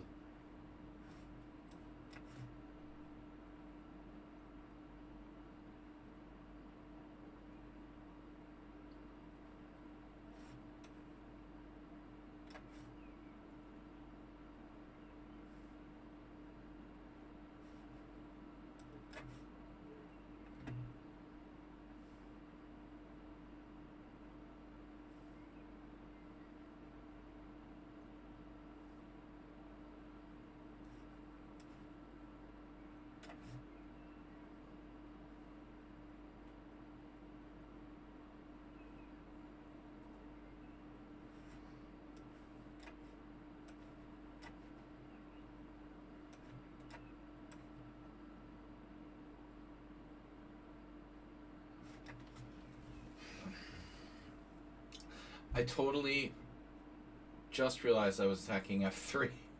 I thought you would take on d6. So I'm winning. That was fortunate. If I couldn't take that, I might not be winning.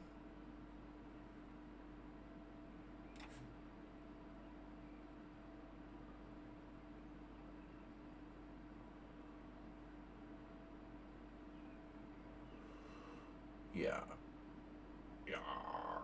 Yar.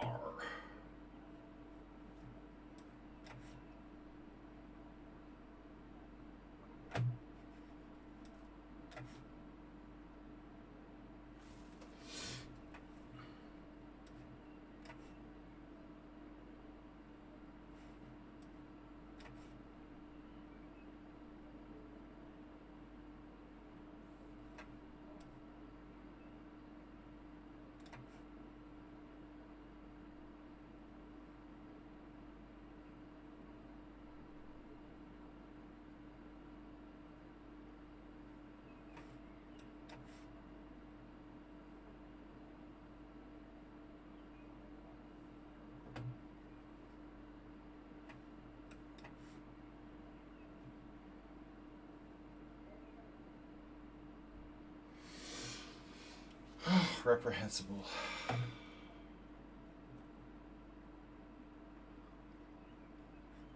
Well, I'm not going to give you my pawn.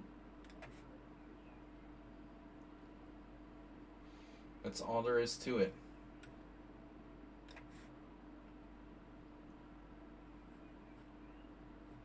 He's incorrigible. Will not resign till mate is on the board.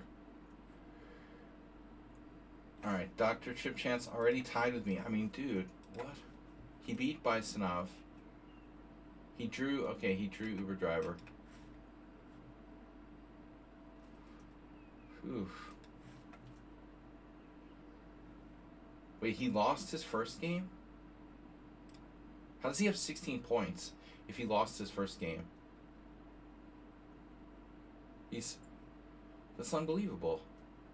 He lost his first game, didn't berserk the first two, and gets 16 points? He's berserking now. Oh, the law is the law. The law of the land. Sack draw, I guess. What happened? Sack draw lost his end chess. And then he tilted and left. HGG is still playing Uber Driver. Alright, that's cool. Uber Driver, you're playing the English with white? Accelerated dragon. Reversed. That's weird. I've never known Uber Driver played the English. Yo, Dragonfly Hunter, what's up? Pressure. I've thought of Billy Joel in a long time. Yeah, he almost managed to sort of piece that position together. I was really scared. Then I realized his F3 pawn was hanging. He couldn't quite afford to lose that. My bishop on A8 otherwise wouldn't have anywhere to go if it wasn't for that. It wouldn't have had anywhere to go if it wasn't for that F3 pawn with check. Knight D2, yeah. Knight C1 was only minus points. Well, I mean, you know, yeah. Dude, a lot of strong players like to play Knight C8. Rob Port, Jonathan Spielman.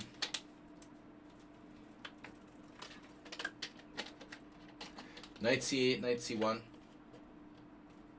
It's a favorite of unorthodox openings players, right? It's not that bad, sure. Got to put it somewhere, you know. It's like in the Caro-Kann, sometimes you play. I hate it, but Knight C8 is played in a lot of openings. Caro-Kann. With white, you're not doing it too much, you know. With white, it's unusual. I mean, but I've done it in King's Indian attack type positions. C4, E5, E3, a line for white, of course.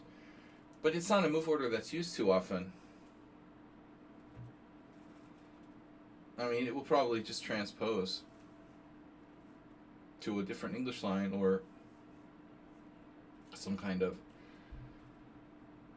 exchange French, you know, Mr. Coffee. Exchange French, very likely. Yeah.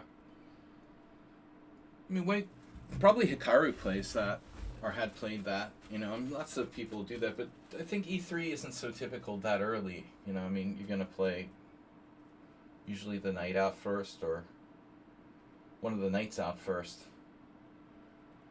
C4, E5, E3. Absolutely nothing wrong with that, of course.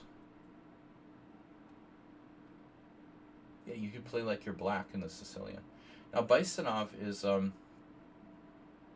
drawing the better half of a draw against Dr. Chipchance. I don't understand how Dr. Chipchance gets pairings so fast, and I'm here like waiting for 5 minutes. I'm telling you guys, there's like ways to manipulate the pairing system. Morales just had time for a couple games. Heroin, let's see, 3 games. 42 is here. What's up, guys? Thanks for being part of our little community. Bisonov tipped $10 36 minutes ago. And I totally missed it, even though it's like, I didn't have the Streamlabs sound on or something. I didn't hear that. I must have had sound turned down. Sorry. Normally sound is on so I can hear when someone tips. It's like, bring.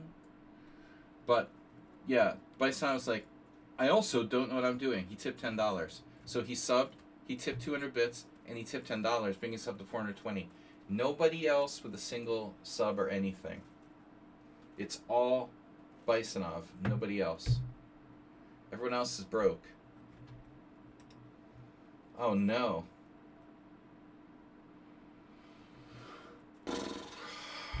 Alright. Dr. Trip Chance. What does he do on E4, E5? I'm not going to play that Sicilian anymore. What if I played the Petrov? Oh. Uh-oh. Alright. 3 knights. Oh, that? Is that a move? Can you do that? Is that even legal? Wow. I didn't know that's even a legal move. So it's like a reversed classical Lopez. Aren't you losing a pawn here? What? Are you serious? Wow. That's a trap. Knight takes e4. Queen d5. That's disgusting, dude. That you really play that? You play this? Horrible. Oof.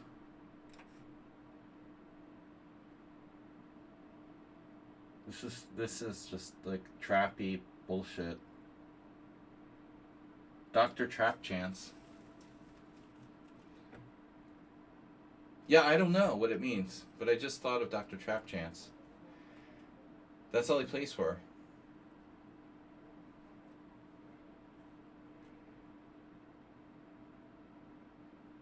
He's a good player, but I mean, you gotta do better than this on the opening front with white.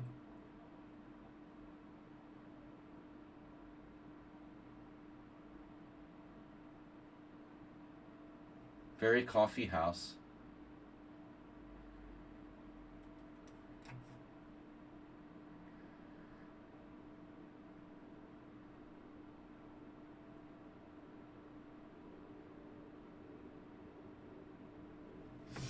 Coffee house, designed for coffee house chess only. Move 11 went to Boston, by the way. Our old home, Dragonfly Hunter. And I should have told him to go to Harvard Square. I don't know if he's ever been to Boston before. Maybe, not much. Going for some work conference, and he's one of our oldest followers here on the stream. Just one of the oldest regulars from my stream, along with Mr. Coffee and Asterbait. And I just realized I didn't tell him he should go visit Harvard Square. Say hi for me.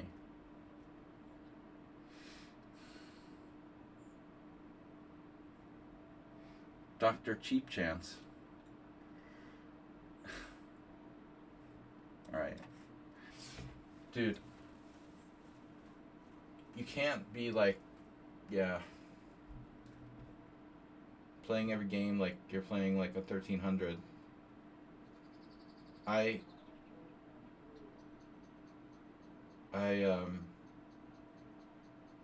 get what he's trying to do here.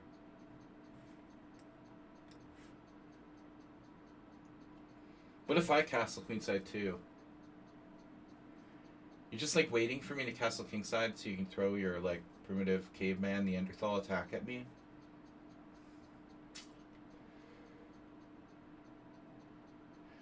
I don't know, man. I haven't been there, you know?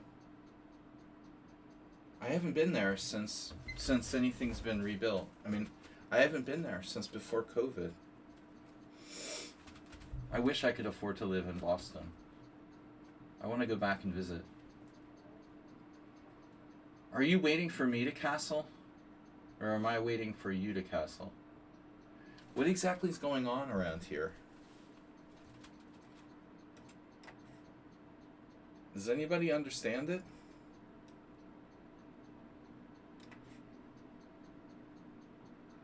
It's going to play very simple, solid,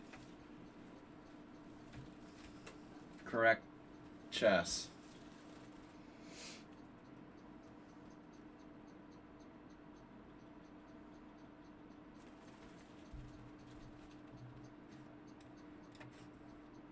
I think the black is like better.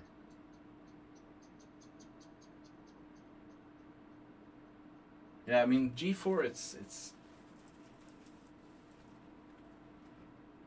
not good.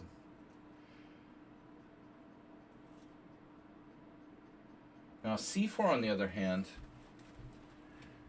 that's more of a chess move. That's not very cool. I have to say I don't really like that.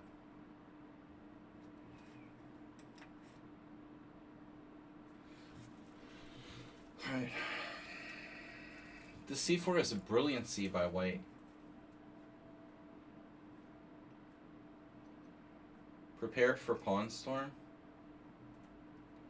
Wait, who is doing a pawn storm? To who here? What? Okay, yeah. His pawn storm is very scary with this king in the center of the board and G4 played.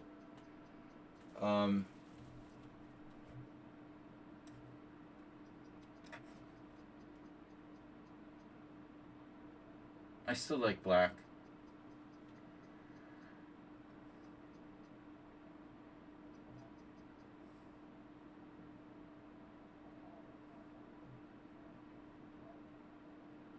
Wow.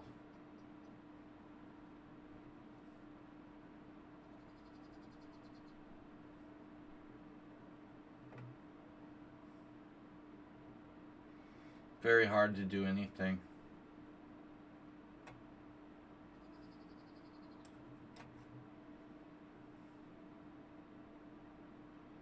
Just like a Mexican standoff.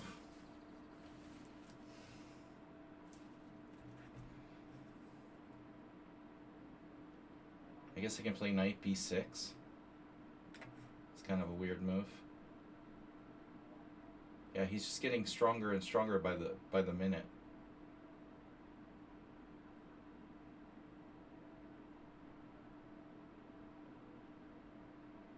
Very frightening. Yeah, I don't like the way I've played this.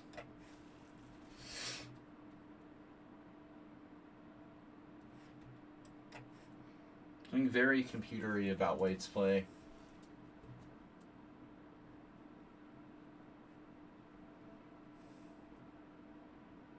Now f3. Until that. Why not f4?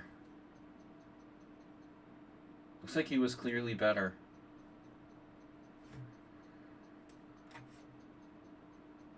I really thought he was going to play f4 there.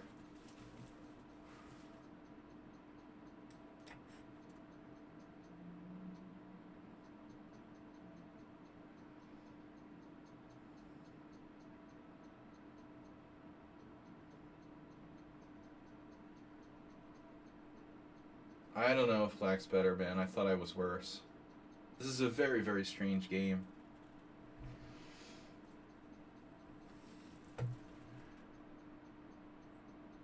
That's like an impossible move to find. Nobody's playing knight g2.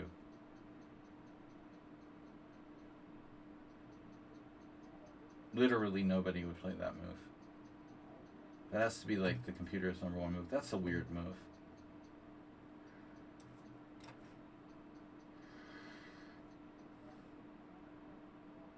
I am completely confused. Wow, knight g2.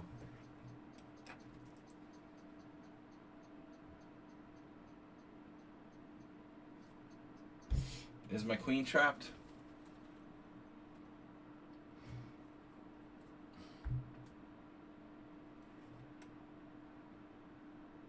No, but it will be. How weird a game is this? And he's He's always ahead on the clock. The knight g2 move, very weird. Nobody would play that, you know. Extremely subtle.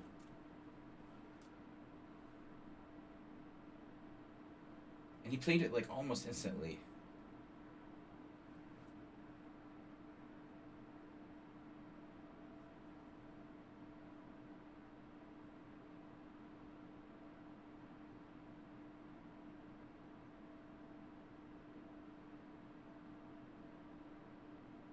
I mean, he was temporarily sacrificing a pawn. Yeah, with my queen on e5, my queen gets trapped. Gets trapped in a lot of positions.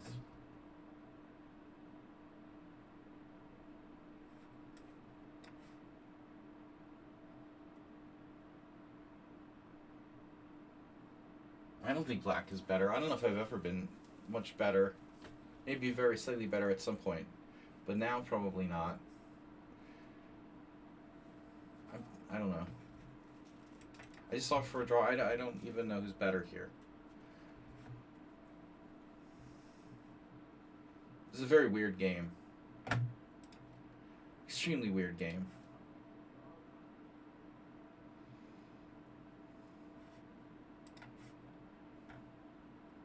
This isn't even like a real line or anything. I mean, it gives c4 dubious. It's like only move. I don't know why white would get dubious for that. It's the best move on the board. Jim thought I was better, but I'm not sure. But that freaking knight g2 move.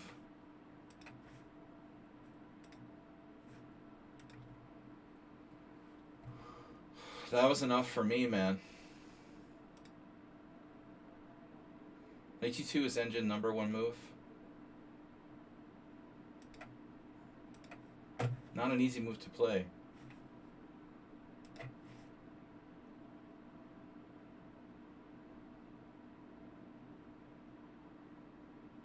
I mean, white has like a lockdown on d5 and this sort of central control of d5 where,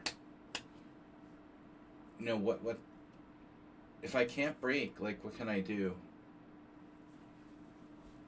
I don't know what I could do, you know? The opening was, I've never seen anyone play like that. He has a very strange style. Like in the final position I offered to draw, Stafford said I was microscopically better, but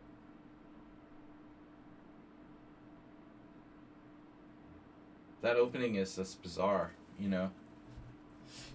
Who plays like that? Knight c3, bishop b4, bishop c4. This is a rare move.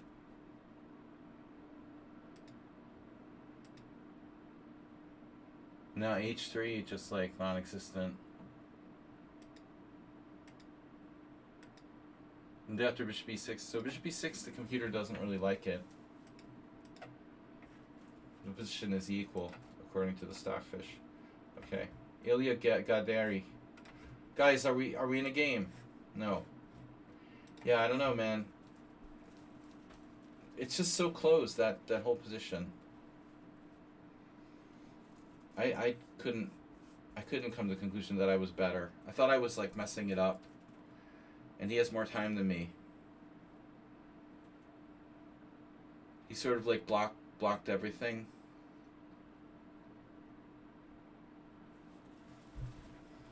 He's faster than me, you know, and my best hope for beating Dr. Tripchance is really just on the board, not just playing on time.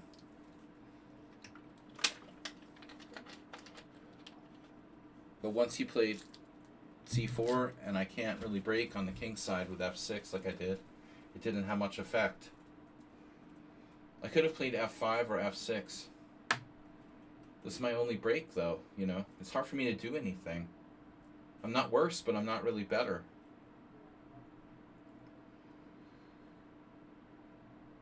He don't know. He plays what he plays, I guess. He plays what he knows. I don't normally play e5 against him too much. I played the Sicilian a lot, but he's very good at that. And I find that if I play solid against certain players, I do much better. And I think I've tried to be too aggressive against like him in the past. Just playing solid is probably your better bet. You know, maybe he'll push, but he didn't really push. It looked like a great move. Yeah, I was really shocked that Stockfish said that B3 is better and D5 is dubious. I mean, C4 is dubious. Why? What? Why? It stops me from playing D5. I was seriously considering like playing D5 and breaking out. It looks like absolutely the best move. I don't get it. You know, there may have been something that I didn't see.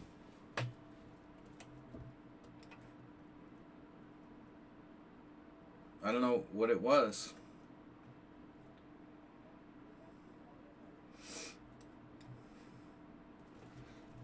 So here's another player who's fast.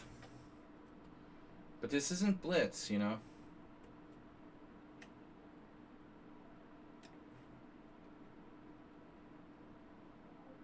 Anyway, Morales has kind of inspired me a little bit with these things.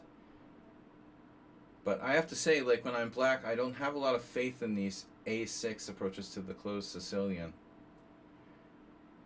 It just doesn't really seem right. So we have lots of good options here. I think maybe this is a little too risky, but no, it's alright. Yeah. Now F95, E6. I think I've even had someone like sacrifice that pawn against me. Knight D5, E6, Knight E3, bishop takes C4, castles or something. But Knight A4 is probably good. I feel like we've seen this before.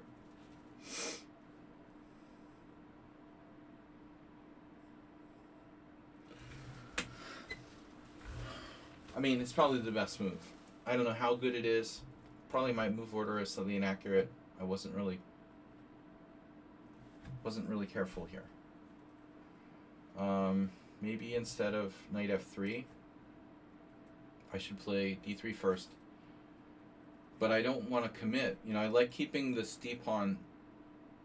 You know, the point is, like, black doesn't know if you're going to play a closed Sicilian or open. So you keep your options open. But I mean, I know the Stockfish is going to, like, hate B4. And I've probably had this position, like, against Morales myself. Alright. Castles. Bishop takes E4, rook E1. He has, like, bishop C6 there. So it's probably too fast. I need to act. I mean, I need to act faster. So D4 now. Maybe Queen E2.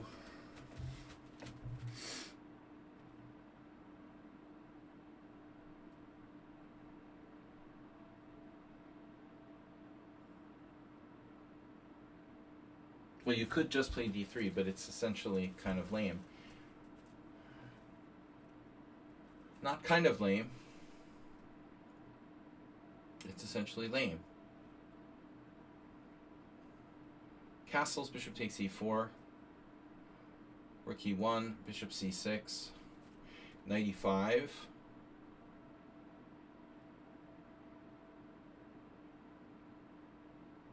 Alright, let's try something fun.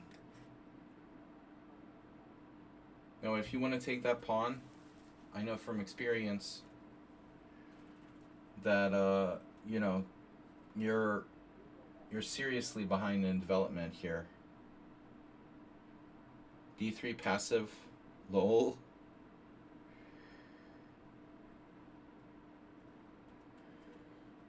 Well, if I wanted to play, you know, a boring King's Indian attack, I could do that anytime. But I think the cool part is having the threat of playing D4 to open it up. They're thinking close Sicilian. You're like, no, it's not a close Sicilian. So rook E1, bishop C6. We'll have a lot of moves here. Even C4 there. But we can't wait all day.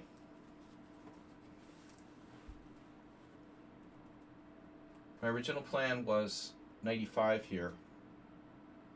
He trades bishops. I have king takes. Then I suppose he has to be quite careful.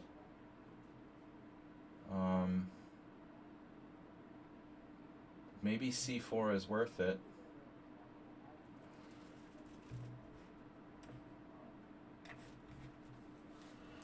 First.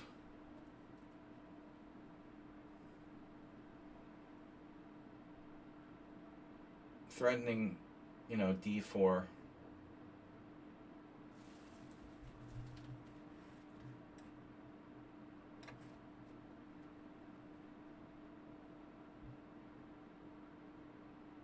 Now things get really interesting. If c takes d, knight takes. No, Morales is gone, I guess, but this is his type of game. This sort of pseudo-closed Sicilian, where white maybe, you know, sacrifices a pawn for the initiative. It looks quite hard for black to play. The ultimate problem with the Sicilian and other openings that are hypermodern is that you don't get your king out of the center. If you don't get your king out of the center, how are you going to coordinate all your pieces ultimately? French, Sicilian. What I came to appreciate about e4, e5 only in the last like 15 years, 20 years is that, you know, my later career is that e4, e5 is black's best move. Because you get your king out of the center in most cases, you know. Fundamentally, the Sicilian and the French and the Caro-Kann, they're all inferior.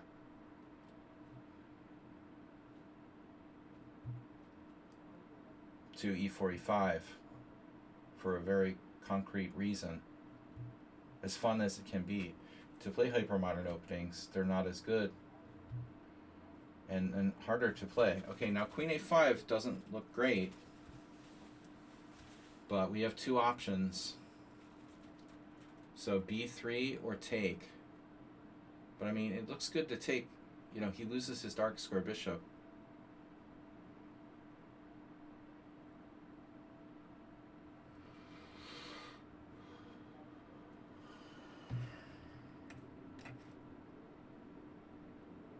No dark square bishop. Pawns.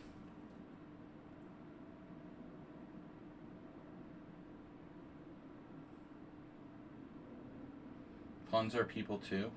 How many pawns do we want to sacrifice here? 1, 2, 3, 5, 10. Bishop e3. b3. Castles. Bishop f4. Queen takes c4. The c4 pawn seems quite useful. It's a strong pawn.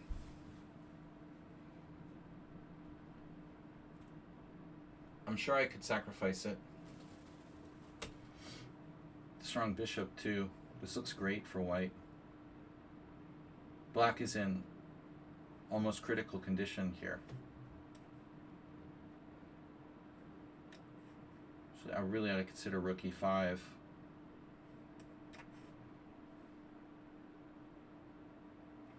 This is like horrible situation for black. Can he survive this?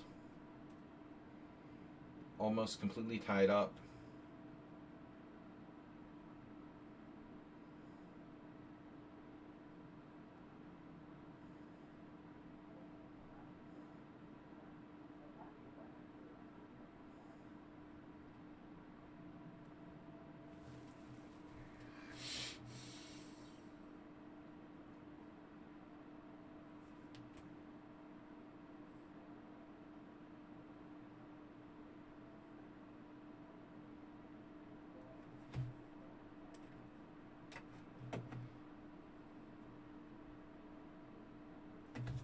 Just that he's fast, see? Just putting the time pressure on me. You got auto-resigned in a winning position. Auto-resigned. That's a cool feature.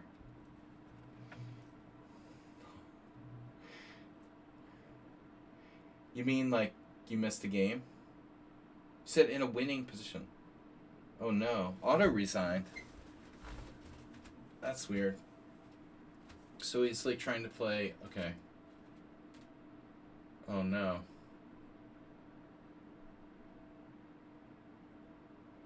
Queen h4?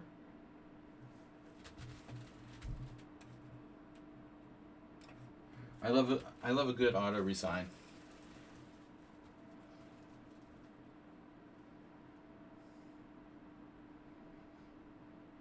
I think we have compensation.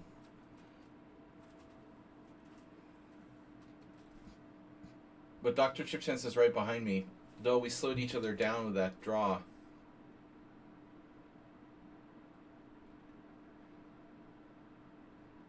Looks like Baisanov is temporarily up in exchange with two bishops. It's got to be a Grand Prix attack. Could be a Karo Khan. Kind of looks like a Karo Khan, maybe. All right, your turn.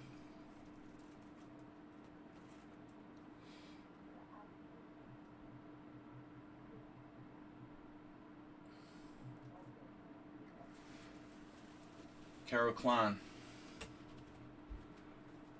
A strategic draw. Jim, are you playing? No? Agnetha Falskog is here. Jim is not playing. Alright. No, this is too slow for you. Just here for the commentary. I thought that black would play 98 last move. Strong here as well.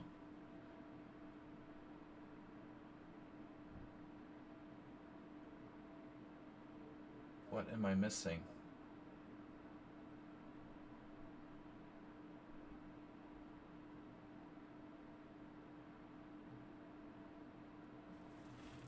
Well, obviously,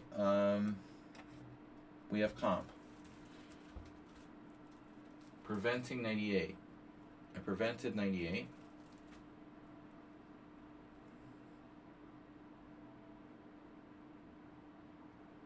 We have perfect development in exchange for one pawn. Maybe threats of getting a bishop in on d6.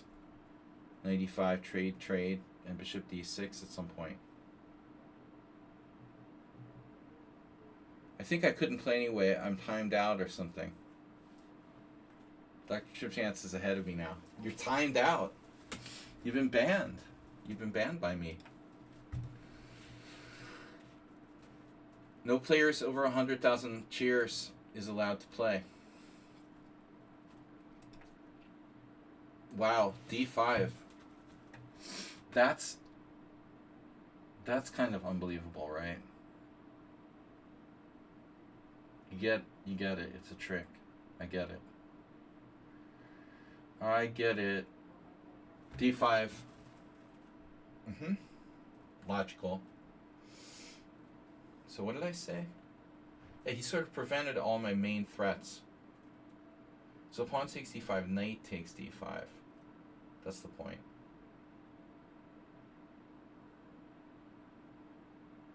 Still seems like I should have something. Pawn takes d5, knight takes d5, knight g5, h6. Pawn takes d5, knight takes d5. I'm losing on time. Rook takes.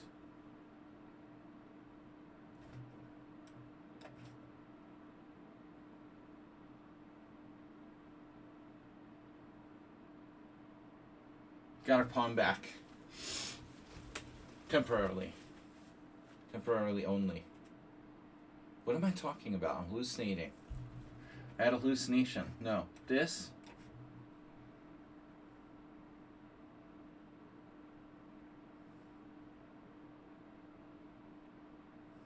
You didn't get our pawn back.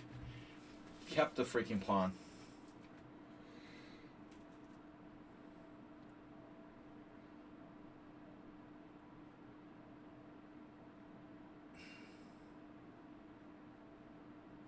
H6, bishop G7. No. Rook D5. Right. Rook takes. Although bishop G7 is pretty strong. It's not really. It just looks strong.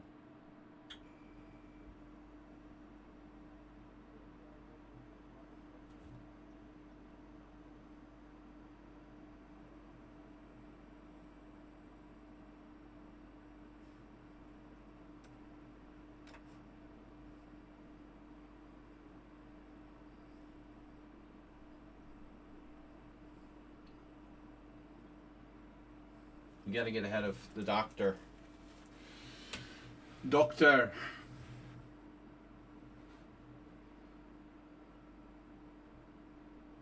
My God, man.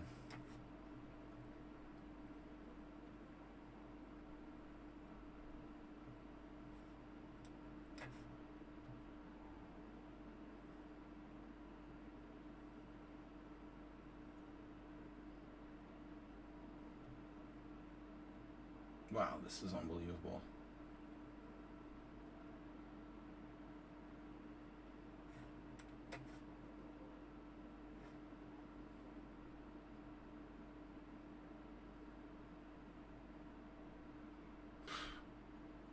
Can't believe I didn't have anything there.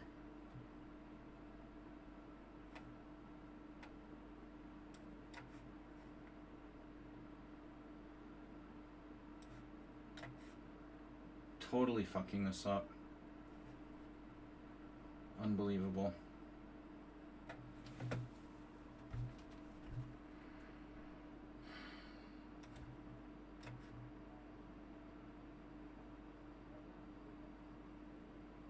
You know, that's never gonna work. You didn't find the best move. Still not a bad move.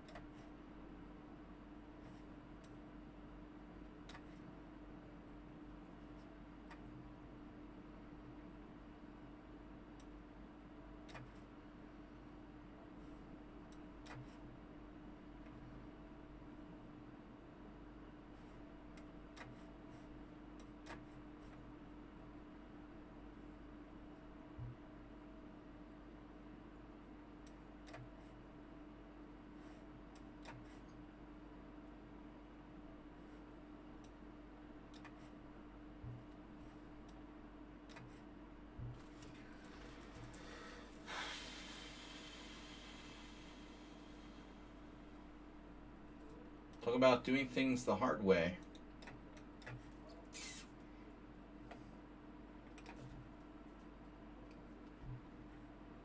Alright. Not a perfect game. Alright. Drying paint.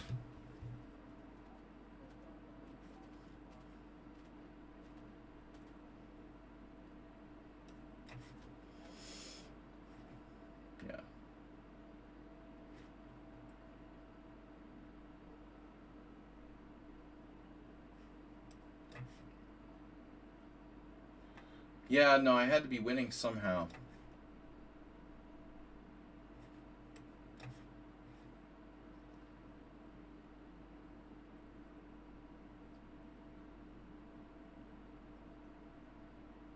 It's a transposing to it. It's a transposing.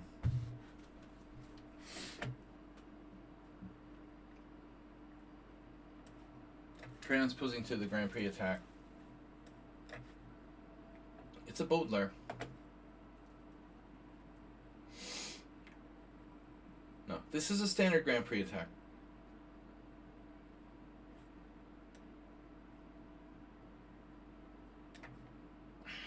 This is your brain on drugs. Okay.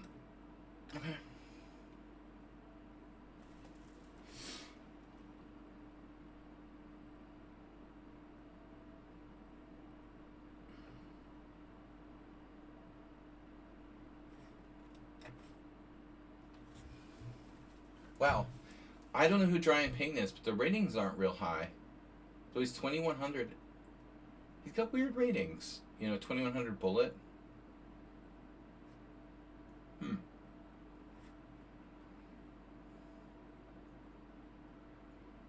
It's not someone else, is it? Like Nedeye? Nedeye was from Lithuania. Nedeye Smurf account? Weird. Certainly very systematic. Yeah. 1883, bro. Not playing like 1883.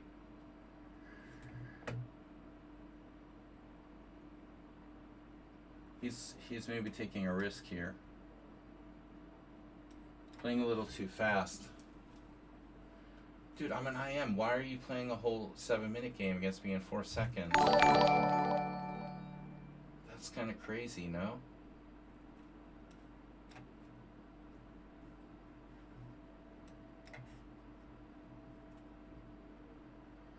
What is going on? Is he playing like a computer, or is it just me?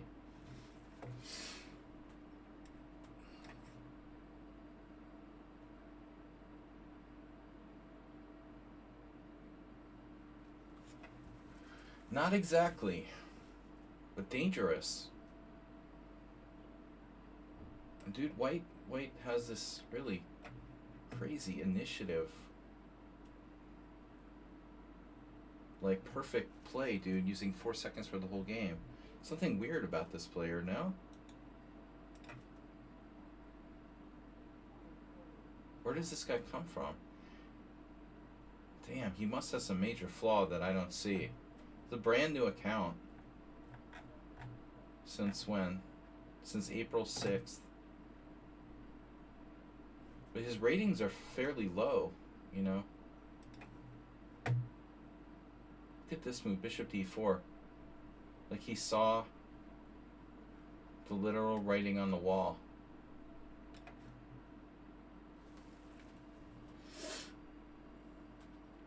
Well, no, but I was threatening e5. It's like he saw that. He predicted my move. He can predict my moves using no time at all. Very strange account. With his ability to play this fast and as correctly, you couldn't... What? Wow.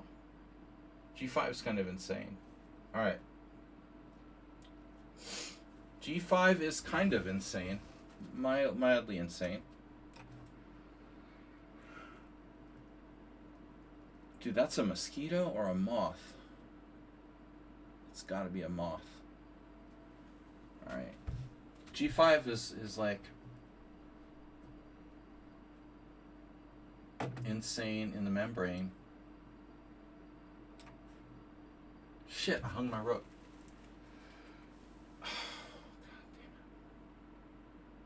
Now he saw that too.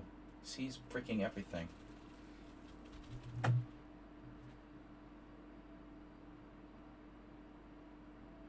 Check. Is Moth is pissing me off.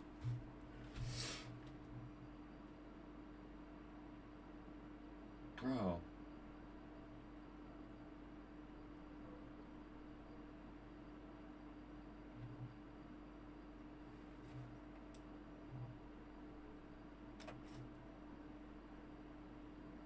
It's creepy. His play is creepy. His time use is creepy.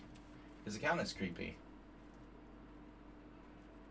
His lack of fear against the title player is creepy.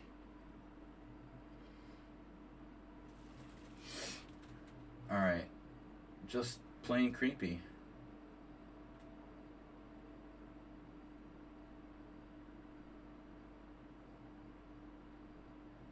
I have E5.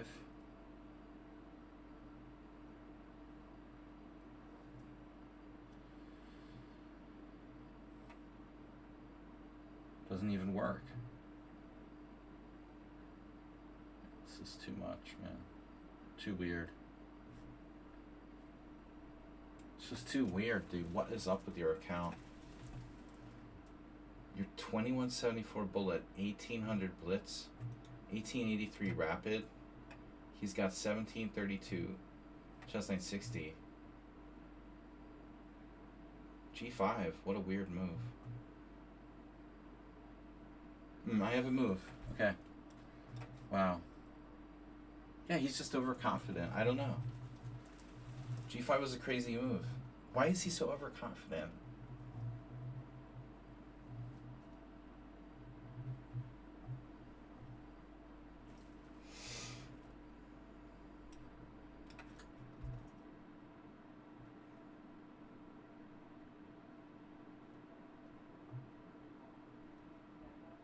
When someone's that overconfident, I normally get paranoid they're a computer.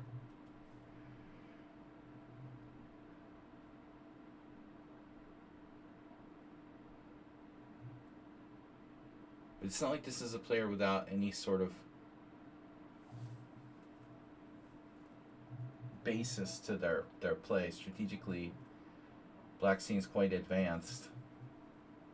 Another tactical move. Queen takes B3. Allowing bishop takes b8.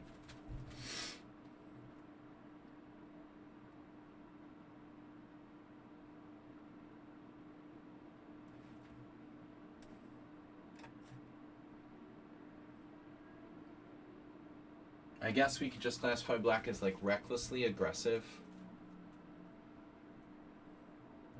Okay, Helmher, you're even more paranoid than me.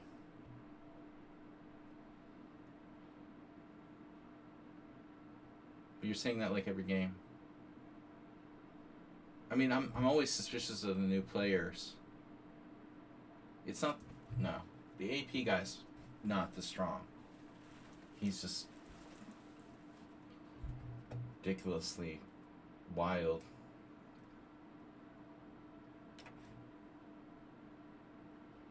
Advanced placement. I think White is like winning now.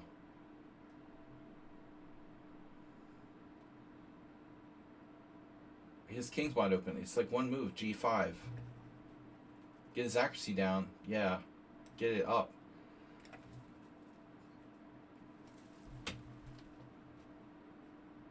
Creepy. I mean, we already had another game. Look, he played me down to rook versus rook and pawn draw in a simul. That makes me paranoid too.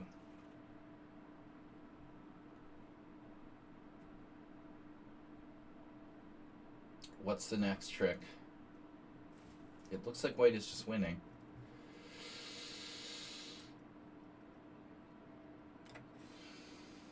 The F pawn, his king exposed, is too much, right?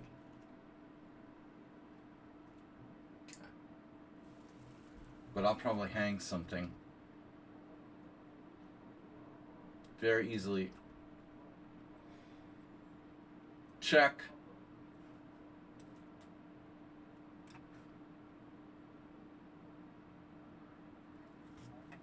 And now F6 is interesting, huh?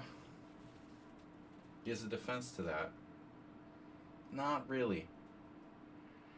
F6, running F7 plus Queen G7. That's a nasty combo. F6, rook takes, yeah.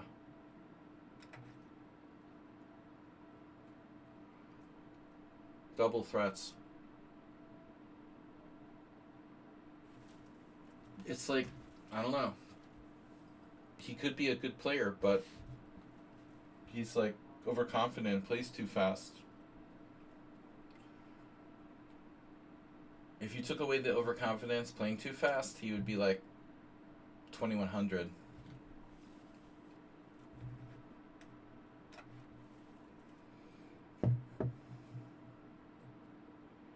Yeah, I mean, like, look at this game.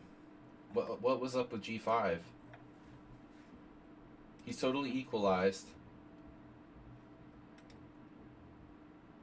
I'm actually, like, losing. Well, he had the combo rook takes C1. Yeah, you saw that, Jim. I was just looking at rook C2. But G5? G5's insane. Alright. Dr. Shipsense, of course, solidly in front now.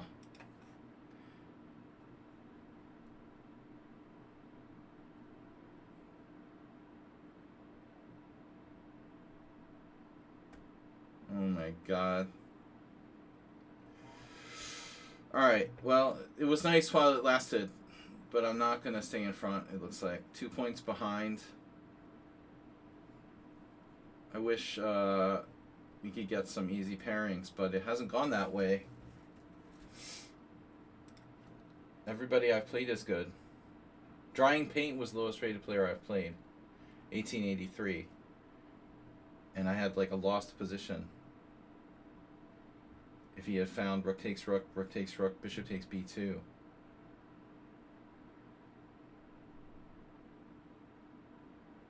He played the Pierce and then transposed perfectly to a black side of the Grand Prix attack. Normally Pierce players would play it in a Pierce style. He had no problem just transferring to a Sicilian. To me, that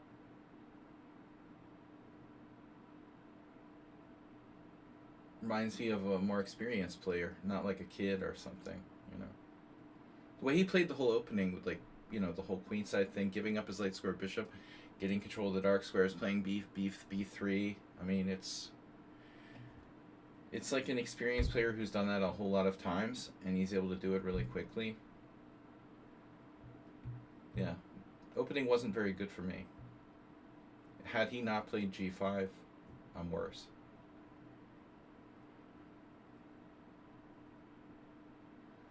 Yeah, I don't know why. I don't know. I just haven't been playing. I've been playing a lot of closed type stuff lately with white, and I would normally play classical Pierce. That's kind of my go-to with white, or a fianchetto. I have good systems. I can play against the Pierce, but they're not that exciting. Yeah, objectively, I should never play like knight c3 because I don't play Grand Prix attack. You must face Dr. Ship now in order to have some chances. Uh-oh. Or 42. We have to be fast. We have to berserk. Must berserk. King's Indian. We berserk.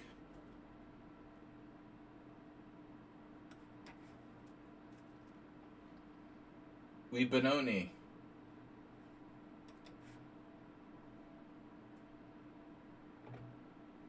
But you Benoni.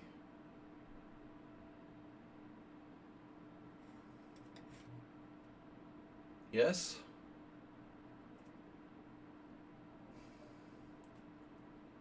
We'd like to get the Queen D2. He's playing kind of what looks like proper Averbach system. Now H4, bro. Speaking of fearless. Jesus.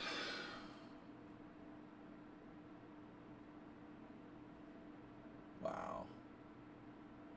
C takes d5, knight takes d5, knight takes e4.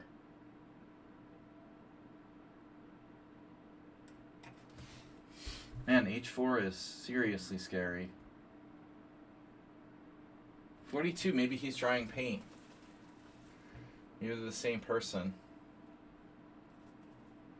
Knight takes e4, bishop takes d8. No, that doesn't work. We gotta go fast. This is not the dragon, though.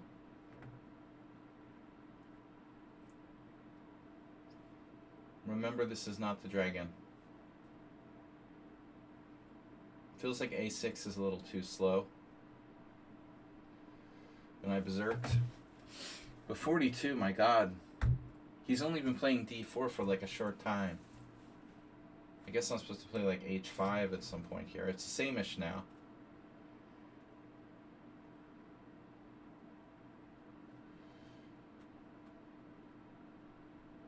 Yeah, that's gone. He's like an expert on... He was always playing e4.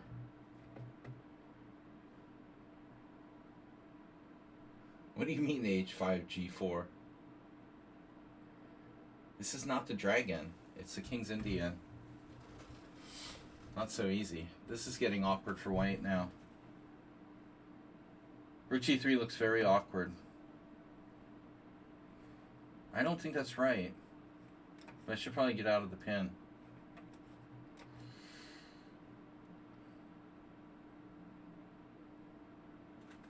See, he's trying to play e4.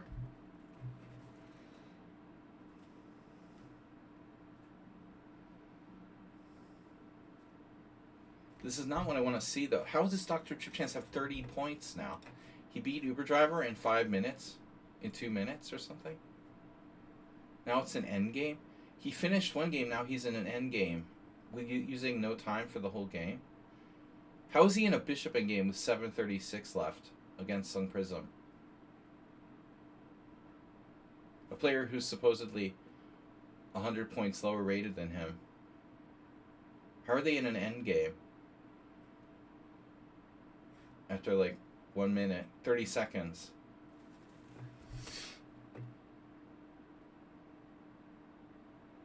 King f2. Understandable.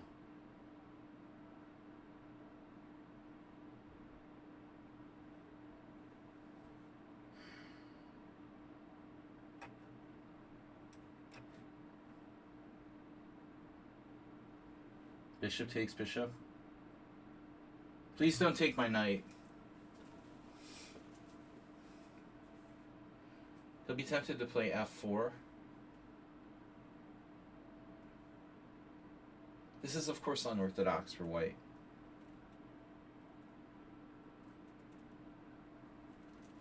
He's also very fearless. To the point of being totally reckless. Here's the thing, guys. I think you need to adjust your style based on who you're playing. You can't play against everybody like the same. They're exactly the same. You can't play 1200s and IMs like you're playing the same player. I mean, you can, but I don't think that's optimal.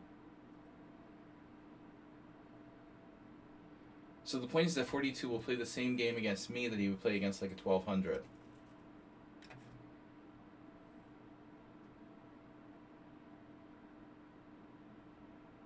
Alright, you can do that, sure.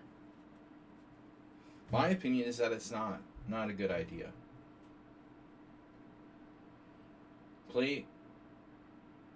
Adjust your style for the strength of the opponent. Play more solid against stronger players. Doesn't mean be afraid. I mean, it just means like don't count on the stronger players making mistakes and gamble against them, you know? They're probably not. Plays the board, not the man, right? He's like Ligorich. Plays with pieces. 42 plays with pieces.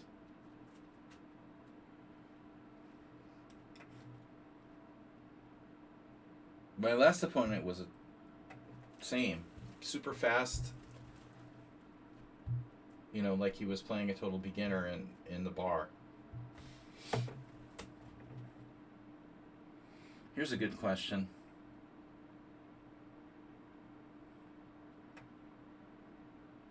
Alright, I'm hallucinating.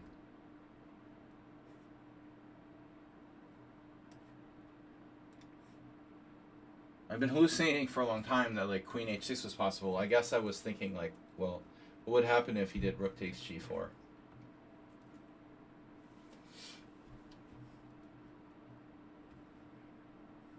Stop trying to hurt me.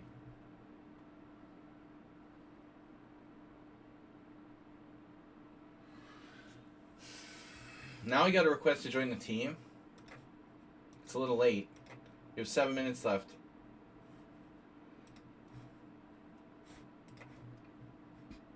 There it is. Sacrificio.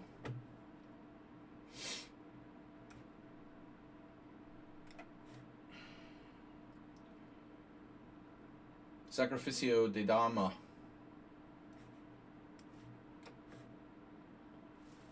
Okay, where's your check? Have you checked your check?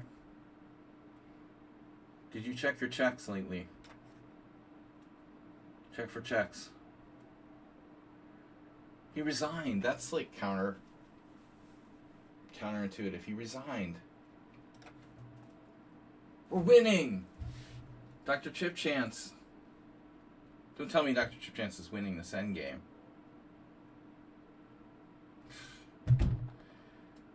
How, dude? It was a total draw. How can you lose that endgame? What?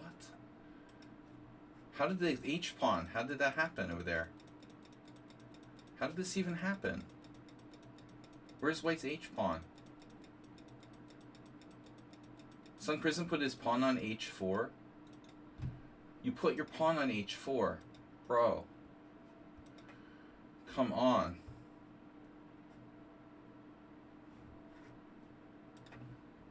Why would you put your pawn on H4?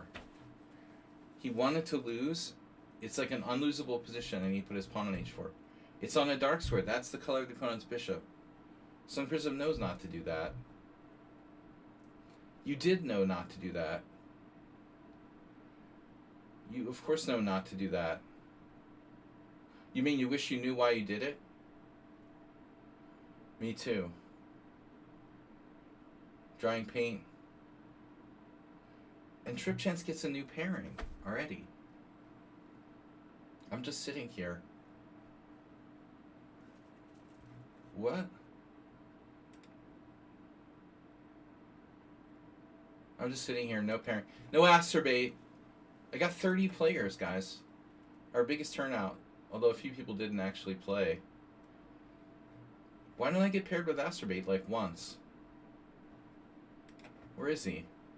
Acerbate with 2 wins. Are you playing 42 now? He's playing 42 now.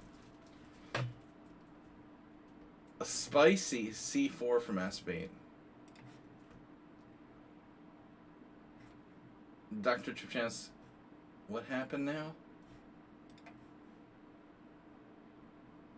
You already won?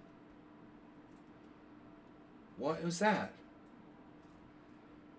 Drying Paint played like really well against me, and he's just like down a rook after 8 moves against Dr. Trip Chance. It's rigged. The whole system is rigged. I didn't lose a single game, and I still can't win the tournament.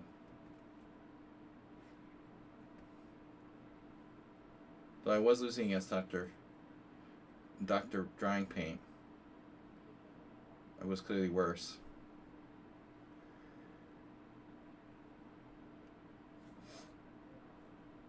After Jim's move. Yeah, that was a terrible opening. It should be good, but I don't know what I'm doing. I don't know how to play the white side of the Grand Prix attack. Guys, I'm going to lose the tournament. This sucks. Well, second isn't bad. Drying Paint, there's no way I'm going to beat him in time.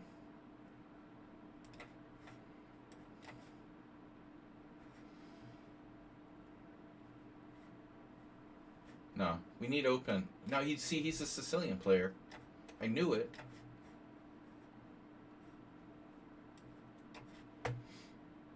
Everybody plays knight b3 there.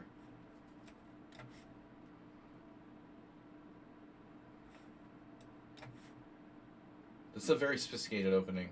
I don't expect like an average guy to play queen b6 Sicilian. Not like a new player. Very sophisticated, solid stuff. Weird. He's super fast and super good. I don't see how he's losing to Dr. Tripchance in 5 moves. I just don't understand. I don't understand anything anymore. Like my mom said, the older I get, the less I know. How does this guy who uses no time against me lose to Dr. Tripchance in 5 moves?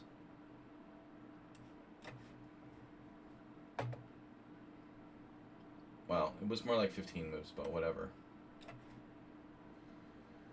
He's super fast. He doesn't need any time to play the opening like almost perfectly, like an experienced master. But he instantly lost to Dr. Tripchance.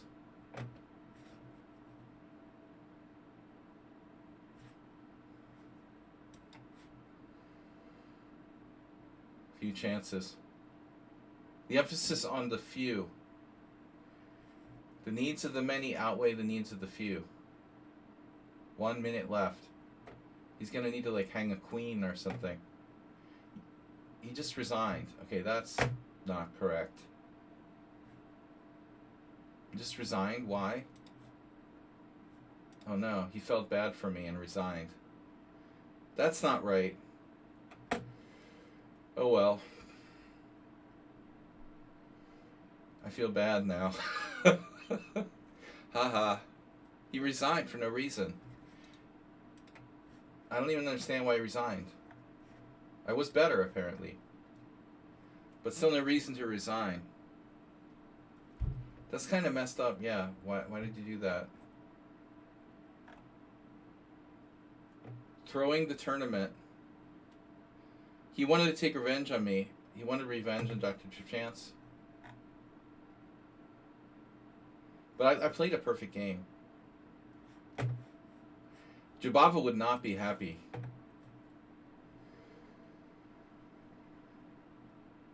This is where I mean, if you're Jubava, you have to have like a flip out and, you know, quit Lichess. It's all rigged because I'm the host, and I paid him to resign secretly. Boy, that was close, huh? Oof. Really deserved victory for me there. Sladgy fixes the tournament and wins. With the last round, like, thrown game. Not pretty. Hello again. Alright, Dr. Chip's deserving to win that. I finished first. Dr. Chip second. Sung Prism, though, interestingly finishing third. Kelmax with fourth. Bisonov fifth. Looks like Bisonov sort of trailed off after a good start. Hub House, not a bad result for his rating. Uber Driver, a mere 13. Uber Driver probably made like $200 during this tournament. Just saying. You just wanted an extra point in case Kelmax got a win at the end there. Nefedov, what happened? Did you play? Well, Nefedov ended up playing a couple of games. Okay. Finally, he was late in the tube. Ruslan Bear. Nefedov managing to finish 9th. You played 3 games and you finished 9th? How does that work? And Young Samurai, like, I guess left. We got Zen. Zen just played 5 games and finished with less points than Nefedov. Drawing Paint, Cheesy Noob, 42. 42, you're terrifying today. Asterbait with 2 wins against Evil William and Bisonov. Asterbait, you beat Bisonov? No way. Wow, that's the upset of the day. HGG, just 3 games. You ruined. Always good to have you here. Evil William, Morales, just 2. Vivid Ghost, just 2. D-Neck is just 2. Reduce. Shock Draw. Chessman, Schumacher. Schumacher not really with us. And Greek God and Paolo. We got a total of 30 players. So that's good. Although half of them didn't play. Still, I think this is our best, this is our best practical time limit for these tournaments. 7+3 allows kind of relatively good quality games while not being ridiculously long.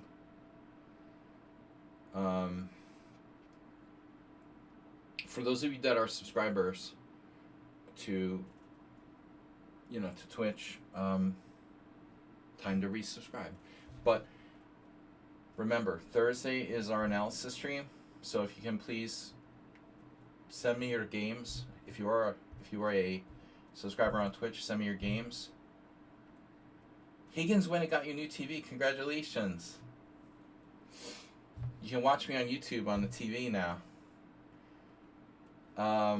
Crazy Rando Almond subscribed on YouTube, and Vampire's Chica has followed.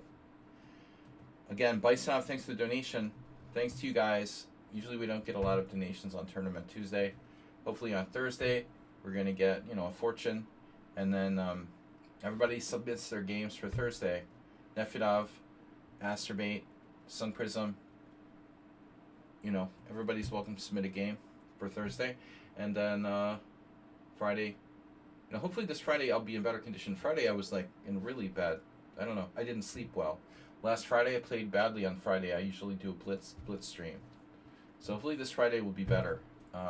Thursday, analysis stream. Friday, blitz. Sunday, simul. That's the schedule, guys. Thanks for your support. All money for the Summer Tourney Fund. We're going to go to some kind of open in August, it looks like. You may be researching on Thursday. All right. When is Blitz Arena? We alternate. I just play Blitz. With viewers on Fridays. Sometimes I do Blitz Arena instead of Rapid in place of this tournament. Hoobie doobie. So, thanks guys for tuning in. Have a great night. Thanks for your support. And, good tournament, Dr. Chip Chance. Sorry for the sort of dubious last round result there. See you guys on Thursday night. Bye. Pawnda says bye. Pawnda hasn't been on the stream in a while, so he should probably show off some of his. Bring Asterbait with 5 bits. 5 last TV bits. Hey everybody, bye.